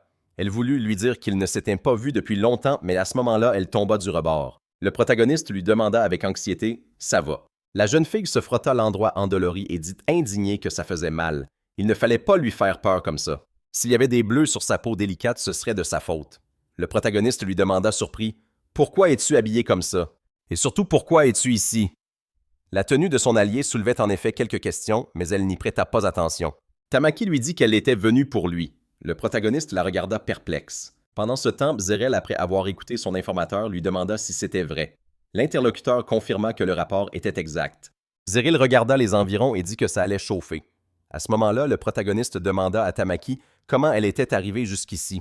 La jeune fille lui répondit que pendant le programme d'entraînement des héros, son niveau avait augmenté et qu'elle avait obtenu la capacité de rechercher et de traquer les ennemis. C'est pourquoi elle s'était enfuie de la ville et était venue ici. Le protagoniste lui demanda avec stupéfaction « T'as traversé cette forêt toute seule, il y avait des monstres partout. » Elle répondit que oui, c'était grâce à sa capacité. Comme un assassin. Elle a utilisé la furtivité.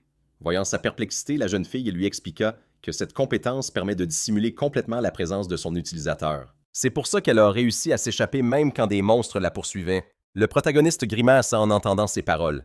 Elle nota avec surprise. Quelle est cette réaction? C'est tellement cool! Où est son admiration? Le protagoniste réfléchit, recherche et pistage de l'ennemi et discrétion en plus, qu'est-ce qu'elle raconte? Ces deux capacités sont vraiment géniales. Il réalisa qu'il était très jaloux d'elle, et lui, il n'avait obtenu que de nouveaux types d'onigiri. Mais qu'est-ce que ça change au final? À voix haute, il lui répondit que ce n'était pas si important. Quelque chose d'autre l'intéressait davantage. Tu t'es enfui. Tamaki, très embarrassée, lui avoua que c'était le cas. Elle s'était enfuie du programme d'entraînement des héros. Ça devient de plus en plus difficile et elle n'a pas le temps. Le protagoniste dit sérieusement qu'il est sûr que c'est suffisant pour vaincre le Seigneur des démons. La jeune fille lui répondit nonchalamment que ce n'était pas grand-chose. Il semblerait qu'un groupe d'élite ait déjà été formé avec Uto à sa tête. Il pouvait gagner sans elle. Le protagoniste fut surpris. C'est vrai. Il lui demanda comment allaient les autres. Est-ce qu'elle allait bien? Tamaki nota qu'elle pensait pouvoir dire que tout le monde dans l'équipe 3 s'inquiétait pour lui. Elle pensait que beaucoup avaient été sauvés par la supérette accessible à pied, mais que maintenant certains étaient même devenus des reclus. Beaucoup dans l'équipe 1 ont pris l'histoire d'Ito pour argent comptant et ont pensé qu'il avait été expulsé par sa propre faute. Le protagoniste fit remarquer que l'équipe 1 ne l'avait jamais accepté. Tamaki rit et ajouta que son ami Yuki était très inquiet. Il était toujours indigné. Comment ont-ils pu faire ça à son meilleur ami? Il espérait qu'il allait bien. La jeune fille lui demanda soudain s'il connaissait Asagiri Reika. Le protagoniste répéta le nom pensif. Il se souvenait à peine d'elle. Elle lui répondit qu'elle avait disparu à peu près au même moment où le protagoniste avait quitté la ville. Il semblerait que Yohi l'ait rencontré par hasard à la porte. Elle lui a dit que puisque Kanata, l'objet de ses observations, avait finalement été banni, elle n'avait plus rien à faire en ville non plus. À partir de maintenant, elle avait décidé de voyager librement. Elle a donc demandé à Yui de prendre soin de lui. Après lui avoir dit au revoir, elle a quitté la ville. Le protagoniste était surpris qu'elle l'observait. Mais pourquoi faisait-elle ça? Tamaki dit qu'elle-même ne comprenait pas. Peut-être qu'elle te suivait. Le protagoniste lui répondit qu'il ne l'avait jamais vue. Il demanda à la jeune fille « C'est normal que Reika de la 3e équipe parte seule. » Tamaki dit qu'elle avait entendu dire qu'elle possédait la capacité poème, mais elle ne savait pas de quel genre de capacité il s'agissait. Le protagoniste lui demanda « Tu ne peux pas la retrouver avec ta compétence de recherche et pistage. » La jeune fille lui répondit que sans un objet appartenant à la personne recherchée, ça ne marcherait pas. Malheureusement, elle a tout emporté avec elle. Le protagoniste dit que tout était clair pour lui. Il ajouta que dans ce cas, il connaissait un marchand avec une bonne réputation. Il lui demanderait s'il avait des informations sur Reika. Tamaki fut surprise. C'est vrai, elle lui en serait très reconnaissante. Elle le remercia aussi de tant s'inquiéter pour cette fille disparue. Il fut surpris. N'est-ce pas évident? Il espérait que tous les membres de sa classe survivraient. Il voulait qu'ils retournent tous ensemble dans leur monde d'origine. Tamaki le regarda d'abord avec surprise, puis elle rit et nota que tout était clair pour elle. Ils devaient tous rentrer sains et saufs. Le protagoniste fit remarquer « C'est vrai, ça m'intéresse. Donc ta compétence de recherche et pistage ne peut pas être utilisée si tu n'as pas d'objet appartenant à la cible. » C'est ça. Peut-être que je devrais te donner quelque chose. Elle lui demanda avec joie ce qu'il allait lui donner. Pendant ce temps, Tamaki glissa discrètement le pendentif derrière son sac à dos en pensant « On dirait qu'il ne l'a pas remarqué. » C'est à ce moment que Tina arriva. Elle lui dit qu'ils n'avaient presque plus de sandwich. Elle remarqua Tamaki et s'exclama « Tu as une invitée !» Elle s'excusa de les avoir interrompus. L'interlocutrice du protagoniste lui demanda qui était cette jolie fille. Le protagoniste sourit. « Bien sûr, c'est la première fois que vous vous rencontrez. » Il lui répondit que Tina était une employée qu'il avait engagée. Tina sourit et ajouta que pendant la journée, ils travaillaient ensemble dans un magasin et la nuit, ils partageaient une maison et prenaient soin l'un de l'autre. Elle lui dit son nom et précisa qu'elle était un peu maladroite, alors elle espérait que Tamaki ne lui en voudrait pas. Tamaki poussa même un cri de surprise. Le protagoniste maugréa contre elle. « Pourquoi tu cries? » Elle se calma instantanément rit et dit « Alors comme ça, Tina n'est qu'une employée. » Elle ne savait pas qu'il manquait de main-d'œuvre. Le protagoniste marmonna et voilà qu'elle remettait ça sur le tapis. Elle lui demanda s'il ne voulait pas l'embaucher elle aussi. Tina répondit à sa place, disant qu'elle était vraiment désolée, mais que depuis qu'elle avait commencé à travailler ici, le manque de personnel avait diminué et que maintenant 2 personnes suffisaient amplement. Elle se tourna vers le protagoniste et lui demanda « N'est-ce pas? » Le protagoniste était embarrassé, mais il lui répondit que c'était vrai. Grâce à Tina, tout était devenu beaucoup plus facile. Modèle. Et pourtant, le manque de personnel se faisait toujours sentir. Tamaki s'en réjouit. Tina, indignée, prononça son nom. Le protagoniste calma son assistante. Tamaki était peut-être bruyante et égoïste et elle est aussi bordélique comme un vieux bonhomme, mais elle n'a pas un mauvais fond. Tamaki, qui écoutait, s'est demandé « C'est censé être un compliment. » Le protagoniste s'est tourné vers elle et lui a demandé « Au fait, elle ne sait pas encore que le niveau de la boutique a augmenté, n'est-ce pas? » L'expression de la jeune fille lui fit clairement comprendre que c'était le cas. Quand ils sont descendus à la boutique Tamaki, en voyant tout ça, s'est exclamé avec admiration « D'où viennent tous ces trucs? » C'est tout simplement incroyable. Il y a vraiment plein de sandwichs de boulettes de riz et de boissons. En plus, il y a un grand choix de sucreries comme des puddings et du pain melon. C'est le paradis ou quoi? Le personnage principal a ri et lui a répondu qu'à une époque, il n'avait que 3 produits. Est-ce qu'elle s'en souvenait? Tamaki s'est précipitée pour le serrer dans ses bras en s'exclamant qu'elle voulait vivre ici pour le restant de ses jours. Qu'il était vraiment le meilleur. Cela n'a pas du tout plu à Tina. On voyait clairement à quel point elle s'était crispée d'indignation.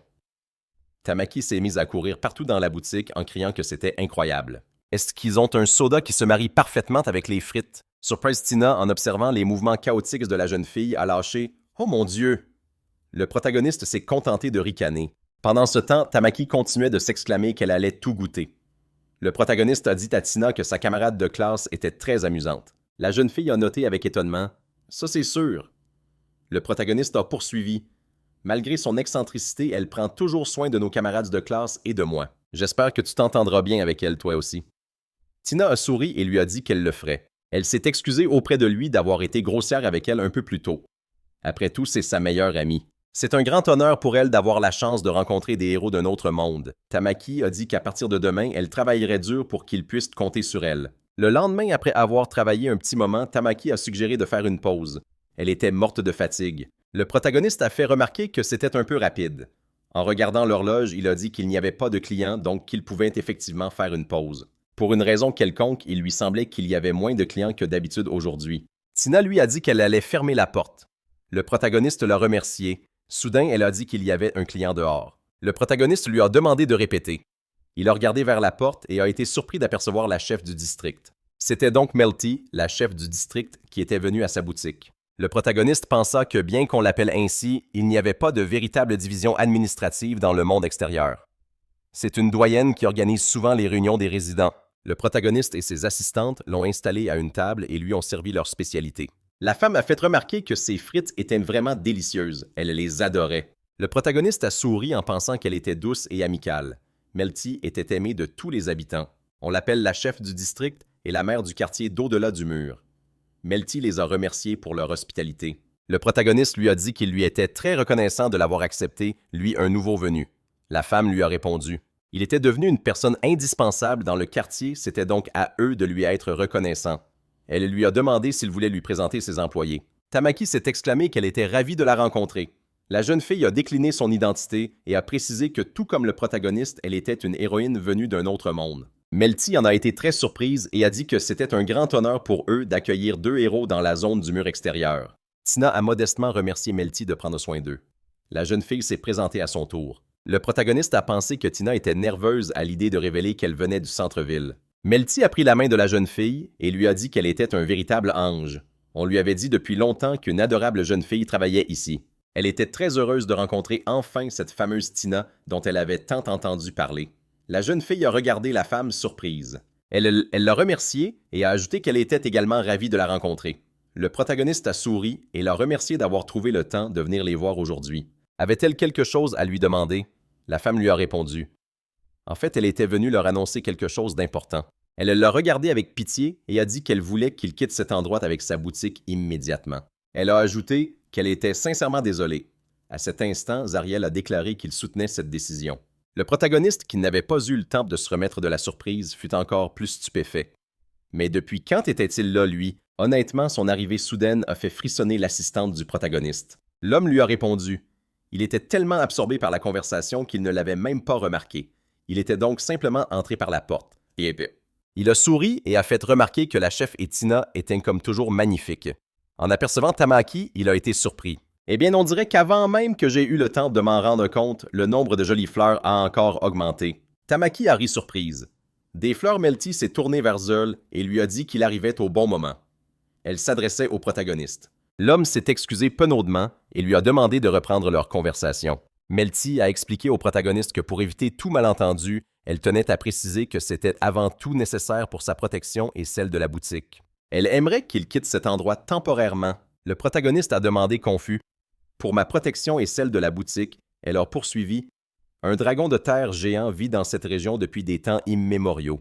Cadis est un monstre ancien qui existait sur ces terres bien avant même que le seigneur démon actuel ne crée des monstres.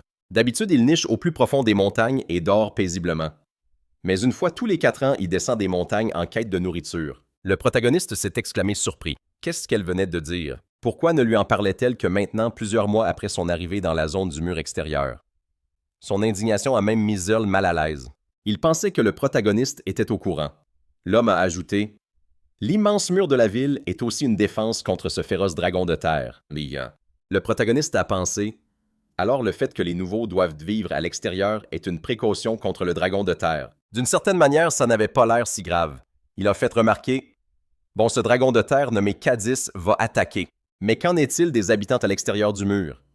Il ne suffit pas que je sois en sécurité, n'est-ce pas? » Zeul lui a répondu « Bien sûr, la plupart des gens sont évacués temporairement, mais certains habitants ont des problèmes d'argent ou de santé. Incapables d'évacuer, ils deviennent les victimes du dragon. » Le protagoniste a souligné avec raison « Pourquoi les gens de la ville ne les aident-ils pas? Il y a probablement au moins quelques chevaliers dans la zone fortifiée et il y a suffisamment de gardes. Et si le moment exact de son attaque est connu, ne peuvent-ils pas au moins abriter les résidents à l'intérieur des murs pendant l'attaque? » Tina lui a dit que c'était malheureusement impossible. Pendant ce temps, les portes du quartier intérieur de la ville seront complètement fermées et tout le monde commencera à se préparer pour la défense. Ils n'auront donc pas le temps de sauver les habitants de la zone extérieure. Le protagoniste lui a demandé confus. Qu'est-ce que ça veut dire? La jeune fille a dit qu'après le passage de Cadis, le quartier extérieur était à moitié détruit, mais que les habitants étaient en sécurité. Elle ne se souvenait pas des détails de la tragédie. Après un court silence, elle a dit qu'elle était vraiment désolée.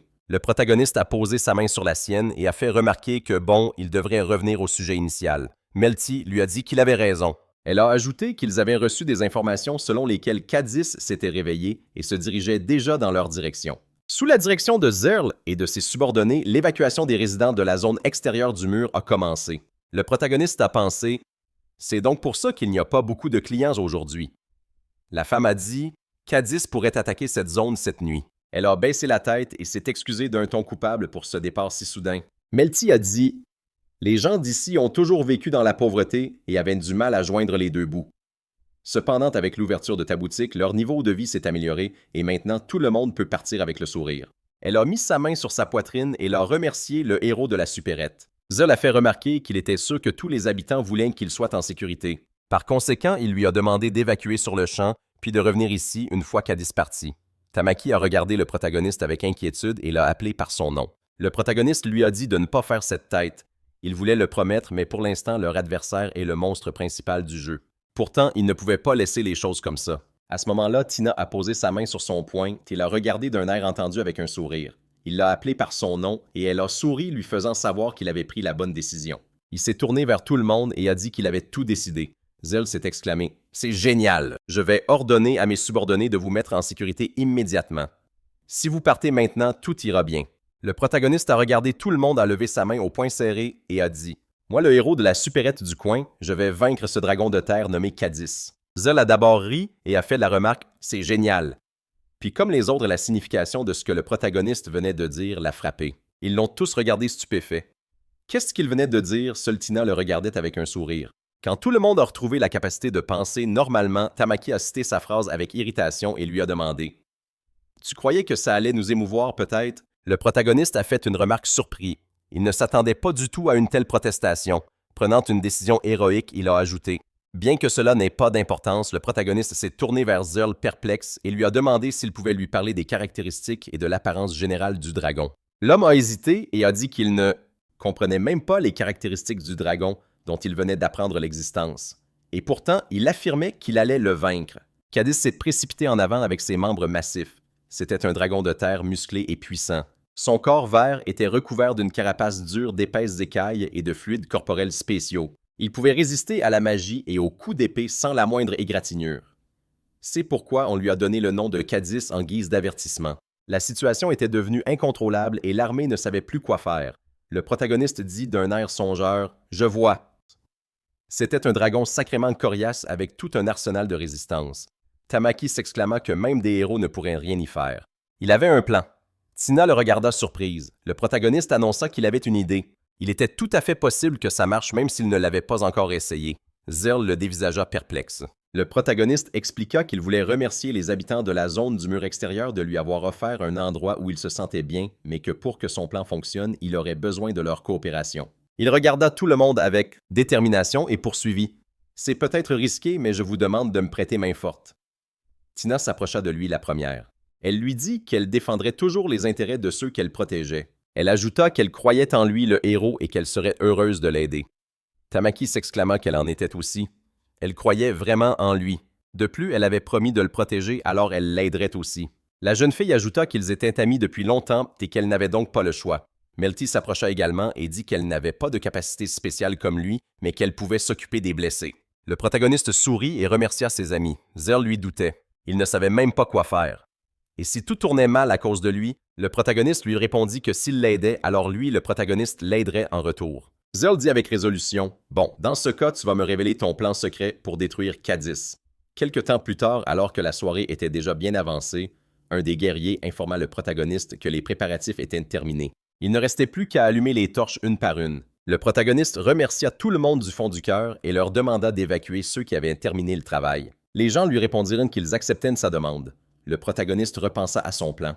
Depuis le magasin, Tamaki attendait le signal contrôlant le drone et surveillant le magasin lui-même, les murs et l'abri. Grâce à l'aide des autres, tout était prêt.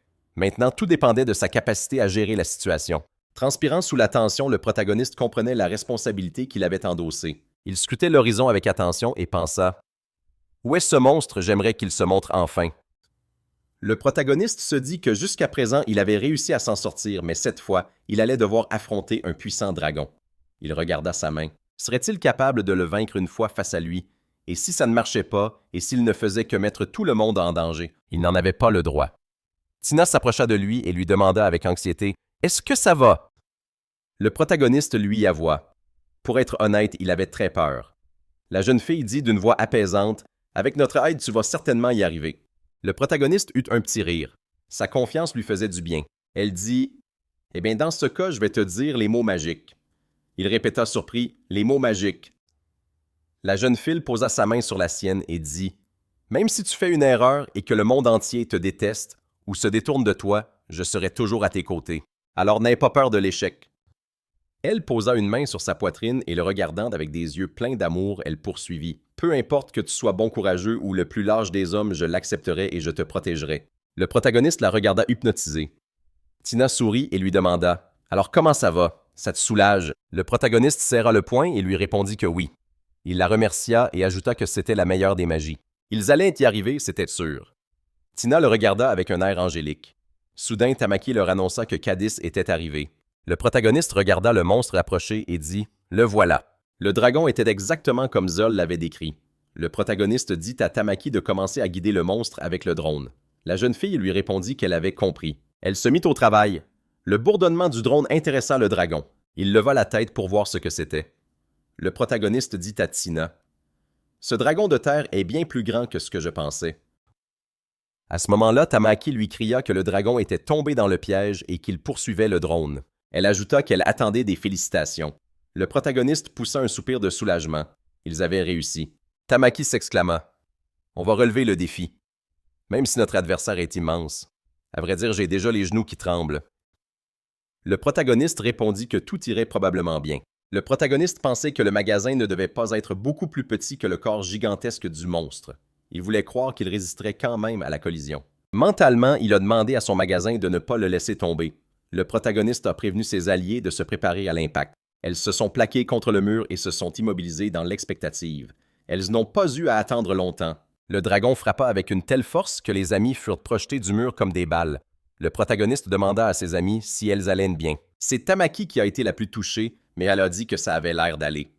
Tina a dit qu'ils avaient réussi. Le protagoniste a pris les extincteurs et a dit qu'il continuait d'avancer. Courant sur le toit du magasin, le protagoniste a dit à ses alliés de viser le visage du dragon avec les extincteurs. Sans hésiter une seconde, elles ont attaqué le dragon. Le protagoniste a remarqué qu'après tout, la mousse des extincteurs seule n'était pas suffisante. Il a compris que le monstre essayait de protéger ses yeux. Bien que sa carapace extérieure soit dure tout à l'intérieur, était mou. Tina préparait de nouveaux extincteurs. Le protagoniste a dit à Tamaki qu'ils devaient concentrer leur attaque sur les yeux et la bouche du monstre. Il lui a proposé de le faire. La jeune fille s'est exclamée qu'elle était d'accord. Elle voulait vraiment retourner auprès de ses parents. Le protagoniste s'est dit qu'il avait placé le magasin ici pour détourner l'attention de Cadis. Le bâtiment était censé servir de coussin de sécurité pour stopper l'assaut sur la ville et éviter les dégâts. En prenant l'extincteur des mains de Tina, le protagoniste s'est demandé s'il pouvait faire reculer Cadis pour ensuite attaquer à nouveau. Le protagoniste a soulevé l'extincteur et avec un certain effort l'a jeté dans la gueule de l'ennemi. Il a décidé qu'il continuerait à en lancer jusqu'à ce que le monstre recule. Après un certain temps, le protagoniste a vu qu'il y avait déjà beaucoup de projectiles improvisés dans la gueule du dragon. Il était surpris que ça ne fasse toujours rien. Il aurait voulu arracher le monstre du magasin ne serait-ce qu'une seconde. Il s'est tourné vers Tamaki. Il lui a demandé un extincteur en état de marche, mais en réponse, il n'y eut qu'un silence. Le protagoniste s'est retourné et a été surpris de voir que la jeune fille n'était pas là. Il l'a appelée, mais la jeune fille était introuvable. Le protagoniste a demandé à Tina où était sa camarade de classe. Le protagoniste a regardé le mur détruit et a pensé avec effroi « Serait-elle vraiment tombée ?» Pendant ce temps, le dragon a rugi de toutes ses forces, faisant tout trembler aux alentours. Le protagoniste s'est bouché les oreilles avec ses mains. Soudain, il a vu une lance percer l'œil du monstre. Il a crié le nom de sa camarade de classe et a pensé « Une attaque sortie de nulle part ». Une autre lance a volé vers le monstre. Le protagoniste la regarda confus. Soudain, il entendit sa voix dire qu'elle avait réussi. Il a regardé autour de lui. Où était-elle? La jeune fille a dit qu'avec l'aide de sa furtivité d'assassin, elle avait crevé les yeux du dragon de terre. Le protagoniste eut un petit rire. Je vois, il ne peut pas l'avoir grâce à sa compétence. Le protagoniste a remarqué qu'elle l'avait bien inquiété. Tina n'arrivait pas à savoir d'où venait la voix de Tamaki. Elle s'est exclamée qu'elle était très heureuse que son allié soit saine et sauve. La voix de Tamaki a dit « Après tout, je suis l'une des héroïnes. C'était facile pour moi. » Le protagoniste l'a félicité. Tina a ajouté que c'était bien d'elle. Tamaki, debout derrière eux, s'est exclamé « En fait, je suis là. » À ce moment, un craquement sonore se fit entendre. Le monstre serra les mâchoires et les bonbonnes d'extincteur grincèrent entre ses dents. Il a poussé un rugissement terrifiant et s'est lancé à l'attaque du magasin. Le protagoniste s'est exclamé « C'est très bien. » Il s'approche du magasin. Le protagoniste s'est tourné vers les filles et leur a dit qu'avant que le monstre ne s'écrase à nouveau contre le mur, elles devaient toutes les deux partir d'ici et se diriger vers la ville. Les filles n'ont pas protesté et ont obéi à sa demande. Tamaki a crié à Tina qu'elle battait en retraite et les alliés sont descendus par la corde. Tamaki a crié au protagoniste qu'elle comptait sur lui à partir de maintenant. Tina lui a demandé de faire attention. Le protagoniste, avec une expression déterminée, leur a dit de lui laisser faire. Il était resté seul avec le dragon. Le protagoniste s'est approché du piège improvisé. Il a invité le monstre à commencer son attaque. Le dragon, respirant lourdement, se préparait à attaquer. Le protagoniste s'est dit qu'il devait l'attirer jusqu'au dernier moment. Le monstre a libéré de la vapeur de sa gueule. Le protagoniste lui a crié dessus. Qu'il vienne. Qu'il ne tarde pas. Saisissant le moment où le dragon sautait, le protagoniste a activé la disparition du magasin et le monstre est tombé de toutes ses forces dans le piège préparé pour lui à l'avance. Le protagoniste s'est exclamé « Ça y est, parfait !» Les pièges qu'ils avaient préparés pour Cadis l'avaient arrêté. Dès qu'il y pense, un magasin apparaît immédiatement à proximité, mais à chaque fois, il y a une légère vibration et un nuage de poussière car un espace se crée entre le magasin et le sol dans lequel il peut tomber. Il s'est dit « Et si je le faisais en l'air ?» Il pensait qu'il n'aurait jamais l'occasion d'utiliser une technique qui nécessitait une différence de hauteur. Mais maintenant, les conditions étaient réunies. Il se tenait dans la structure suspendue à la corde et a donné le signal convenu à Zéril. L'homme a dit à ses subordonnés qu'ils devaient tirer la corde immédiatement. Lorsqu'ils ont hissé le protagoniste au niveau du toit, il s'est jeté sur le coussin d'air en pensant que le monstre essaie donc d'avaler ça. Le protagoniste a activé le magasin qui est tombé droit sur le monstre. Un immense nuage de poussière s'est élevé. Des éclaboussures ont giclé de toutes parts et on a entendu le rugissement déchirant de Cadis. L'un des villageois a fait remarquer que ni les épées ni la magie ne l'affectaient, mais que ça avait marché. Zél, observant anxieusement ce qui se passait, a dit « Il a une puissance destructrice énorme, mais c'est un dragon ancien et son nom lui convient. » Pendant ce temps, le protagoniste observait les tentatives du monstre pour se libérer. Il pensa « Même après une telle attaque, il essaie encore de se relever. » Cadis halétait et plantait ses griffes dans le sol. Le protagoniste comprenait parfaitement. Il fallait s'y attendre. C'est bien un dragon ancien et un seul coup ne le tuera pas. Il a sauté dans le dispositif de levage et a noté « Dans ce cas, il fera ce qu'il faut ». Il semblait que Zoro avait compris les pensées du protagoniste et a dit aux filles de s'éloigner. Le protagoniste a utilisé la disparition du magasin, puis a utilisé la compétence d'apparition du magasin. Il a répété cela plusieurs fois et à chaque coup du bâtiment, le dragon devenait de plus en plus silencieux. Le protagoniste a décidé qu'il attaquerait jusqu'à ce qu'il l'achève. Alors, il a activé l'apparition infinie du magasin. Au bout d'un moment, le monstre est finalement devenu silencieux. Le protagoniste l'a regardé tenant à peine sur ses pieds et a pensé « Est-ce qu'il a réussi ?» Il s'est effondré sur le coussin d'air et en est descendu. Le protagoniste sentait ses jambes flageoler, mais il comprenait que s'il baissait sa garde, ne serait-ce qu'un instant Cadis en sortirait et ils seraient tous en danger. Tamaki a examiné les mains de Tin et a commencé à les soigner. Zéril et ses assistants regardaient toujours le monstre, n'arrivant pas à croire qu'il était enfin vaincu. Le protagoniste a regardé le mécanisme de levage et s'est rendu compte que sa vision devenait floue. Le protagoniste s'est demandé avec surprise « Est-ce qu'il est vraiment à court de magie? Faut-il même de la puissance magique pour utiliser le magasin? Ou est-ce simplement dû au manque d'activité physique? » Ses alliés ont vu que le protagoniste était sur le point de tomber.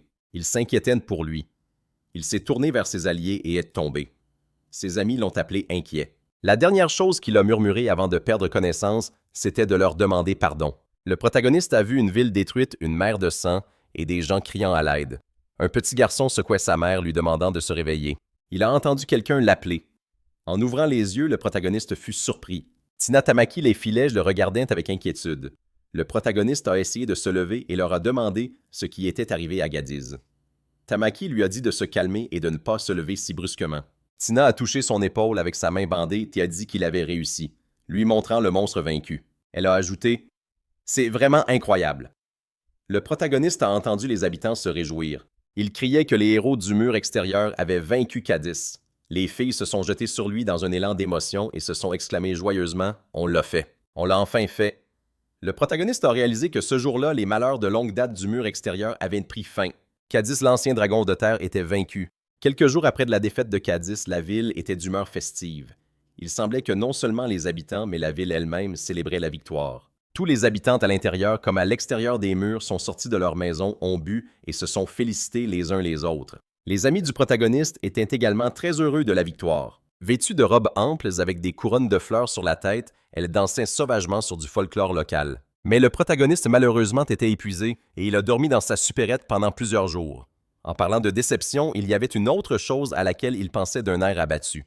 Pourquoi son niveau n'avait-il pas augmenté après avoir vaincu Cadis? Était-ce parce qu'il l'avait tué avec une supérette? En fait, c'était une mort par objet physique. Mais quand il gérait simplement son commerce, son niveau augmentait. Il ne pouvait qu'espérer qu'il aurait bientôt plus d'occasions de se battre. Le protagoniste se mit à rêver de son meilleur magasin, qui avait des pattes de dragon, une tête et une queue, et qui arborait aussi un bouclier et une épée dans les mains du dragon. Le protagoniste commença à réfléchir à un nom cool dans la colonne de statues, mais à ce moment-là, ses amis firent éruption et le tirèrent brusquement de ses rêves. Il a tressailli en les voyant. Tamaki s'est exclamé « Regarde tout ce qu'on nous a donné en ville. On peut organiser un vrai festin. » Leurs bras ployaient en effet sous toutes sortes de plats. Tina lui a demandé de manger plus pour qu'il se rétablisse plus vite. Elle voulait le nourrir, mais le protagoniste a catégoriquement refusé la nourriture qu'on lui offrait. Quelques jours plus tard, le protagoniste, comme on dit, s'est remis sur pied. Zarl est venu le voir. Il lui a joyeusement annoncé que grâce à lui, le héros, il avait gagné beaucoup d'argent. L'homme remercia le protagoniste pour ça. Il remarqua que la boutique était toujours aussi florissante. Zarl attrapa la boîte des mains du protagoniste et lui dit qu'il allait l'aider. Les habitants commencèrent à entrer dans la boutique et tout le monde salua le héros avec un sourire. Notre héros remercia tout le monde un peu gêné. Il se tourna vers Zarl et remarqua qu'il était de bonne humeur. Le protagoniste, enlaçant amicalement ses alliés, dit à Zarl qu'il leur était très reconnaissant pour tout ce qu'ils avaient fait pour lui et qu'il aimerait le remercier d'une manière ou d'une autre. Zarl s'exclama perplexe. Notre héros était sérieusement en train de dire ça maintenant, alors qu'il lui donne tout le cadice. Le protagoniste sourit et dit à l'homme qu'il pouvait prendre le monstre s'il le voulait. Zarl était prêt à danser de joie. Il s'exclama que le protagoniste était le meilleur. Il se tourna vers ses subordonnés et leur ordonna de se mettre au travail rapidement. Il ajouta qu'il vendrait tout ce qu'ils avaient récupéré à ces idiots de nobles à un prix exorbitant. Le protagoniste gloussa. Il avait un sens des affaires impressionnant. Mais grâce à lui, le chef leur offrit un festin vraiment merveilleux. Quand on leur apporta de nombreux plats délicieux, le protagoniste se jeta avidement sur la nourriture, s'exclamant à chaque fois que c'était tout simplement divin. Tina lui dit que tout ça venait de Monsieur Dzurl. Il était tellement excité par les matériaux qu'il avait reçus. Le protagoniste trouva ça génial. Soudain, quelqu'un entra dans la boutique. Notre héros se demanda qui c'était cette fois. À sa grande surprise, le père de Tina arriva à la boutique et s'adressant au protagoniste en l'appelant le héros de la supérette, lui dit que c'était un grand honneur pour lui de le rencontrer. Adonis était également aux côtés de Sahara qui s'inclina poliment devant le protagoniste et lui dit qu'il était heureux de le rencontrer. Tina était surprise que son père et même Adonis soient venus. Sahara exprima son espoir que sa fille ingrate ne nuisait pas à son commerce. Le protagoniste lui répondit surpris que Tina l'aidait toujours. Le père de la jeune fille dit avec stupéfaction « Est-ce que c'est vrai ?» Il se tourna vers sa fille et lui fit remarquer la chance qu'elle avait de l'avoir. Le protagoniste était surpris. Est-ce que c'est vraiment son père? Ses amis étaient également surpris par ses discours mielleux, car ils savaient comment Sahara avait parlé à sa fille la dernière fois qu'ils s'étaient vus et comment il avait dénigré le protagoniste. Ils le regardèrent avec méfiance. Sahara se demanda perplexe. Quelle est cette réaction à des mots de gratitude? Soudain, il laissa tout le monde pantois. Sahara demanda à notre héros ce qu'il penserait de devenir le mari de sa fille. Kanata et Tina y restèrent bouche bée. Tamaki était indigné. Quoi? Pas question. Ça n'arrivera tout simplement pas. Tina, indignée, demanda à son père « Mais de quoi est-ce qu'il parle ?»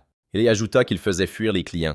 Ça nuirait au commerce. Tamaki demanda au protagoniste surprise « C'est le père de Tina. » Un peu plus tard, quand Sahara fut partie. Tina s'excusa auprès du protagoniste pour le dérangement causé par son père. Le protagoniste s'empressa de la rassurer en lui disant que ce n'était rien de grave. Il était juste un peu surpris. Tamaki lui demanda « Tu n'es pas rentré à la maison depuis longtemps, n'est-ce que pas? Ton père doit s'inquiéter pour toi. » Le protagoniste pensa qu'elle ne savait tout simplement pas comment il était vraiment. Le protagoniste doutait qu'il s'inquiète pour sa fille. Sa visite précédente avait clairement montré son désir de s'emparer de sa boutique. Tina dit qu'elle ne pensait pas que c'était à cause d'elle. Il y avait 46 enfants dans sa famille et elle était la 23e, donc elle ne pouvait pas compter sur l'amour de son père. Tamaki s'exclama avec stupéfaction. C'était plus que dans leur classe. Zerel eut un sourire narquois. Alors c'est comme ça les nobles. Il fit cependant remarquer qu'il voulait discuter de quelque chose avec le protagoniste. Le protagoniste lui demanda ce qui s'était passé. L'homme dit qu'il était possible que la renommée du héros de la supérette, qui avait vaincu Cadiz, se soit étendue aux villes environnantes et aux pays voisins. Il ajouta avec anxiété que si cette nouvelle parvenait à Grandal, il pourrait essayer de faire quelque chose. Le protagoniste lui dit qu'il comprenait qu'il en était tout à fait capable. Zerald continua. D'ailleurs, le royaume de Grandal a enfin commencé à présenter ses héros récemment. Il semblerait qu'un groupe de 4 héros élus menés par Uto ait réussi à conquérir la grotte de l'Est infestée de gobelins. Le protagoniste se demanda si les choses avaient enfin avancé. Donc la première bataille simulée est terminée. Zerel fit remarquer. Un épéiste solitaire a conquis le marais des lézards au sud-est et les a tous anéantis.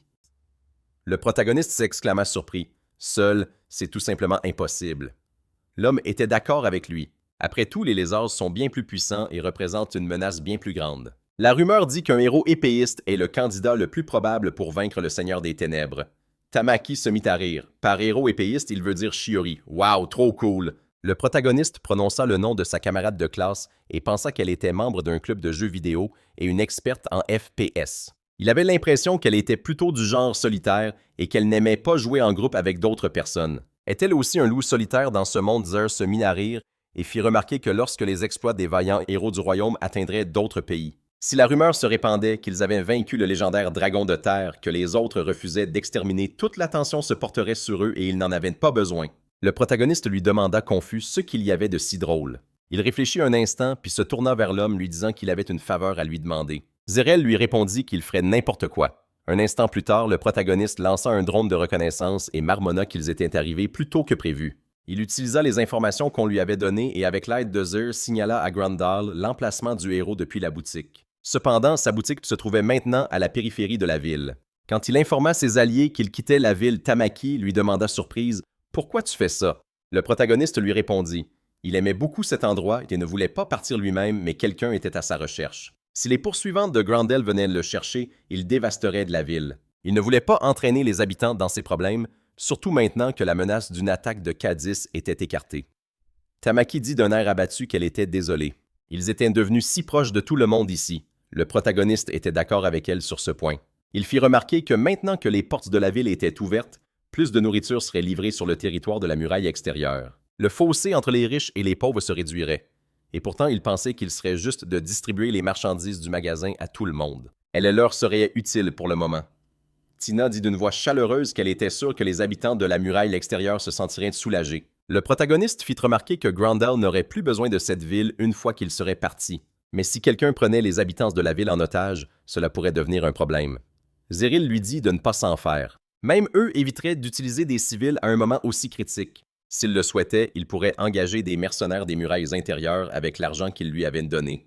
Ainsi, la ville serait protégée. Le protagoniste le remercia avec un sourire. Peu après, le protagoniste raccompagna ses amis à la sortie de sa boutique et pensa « Maintenant, si je peux retarder les poursuivants et gagner du temps pour que Tina et Tamaki atteignent la colline même s'ils ont l'avantage du nombre, je suis le seul à pouvoir le faire. » À l'aide d'un drone, il vit un grand groupe de personnes et réfléchit. D'après ce qu'il pouvait voir, il n'y avait ni madame, croisée ni héros ici. Il n'y aurait pas de négociation. Ils étaient venus pour s'occuper de lui. Soudain, il vit des cercles magiques et se demanda « De la magie ». L'adversaire scannait sa boutique. Le chevalier en chef regarda la boutique avec confusion. Le protagoniste pensa « Il faut se dépêcher ». Le volet pare-feu avec une barrière magique est très efficace. Les chevaliers étaient désorientés. Ils n'avaient probablement reçu que des informations sur la boutique avant d'être déployés. Le chevalier en chef ordonna à ses guerriers d'arrêter de paniquer. « Ne restez pas plantés là comme des piquets, faites-le sortir de cet étrange bâtiment. » Il cria à tout le monde d'attaquer et les chevaliers coururent docilement vers la boutique, mais ils furent accueillis par une puissante explosion. Le protagoniste nota que vu leur nombre, un écran de fumée standard d'extincteur pourrait ne pas suffire pour s'enfuir. Il jura « Maudit Grandal! Tant de monde et moi tout seul! » Les chevaliers attaquèrent la boutique, essayant d'y entrer par le toit. En s'approchant de la trappe, le chevalier en chef leva son épée avec l'intention de la briser. Le personnage principal pensa « Pas question. C'est mauvais signe. » Pendant ce temps, ses alliés observaient la boutique depuis la colline. Tina dit avec inquiétude « Est-ce que le protagoniste va bien ?» Tamaki, dissimulant son anxiété, tenta de la rassurer. Elle affirma qu'elle était sûre qu'il s'en sortirait. Après tout, il avait vaincu Cadiz.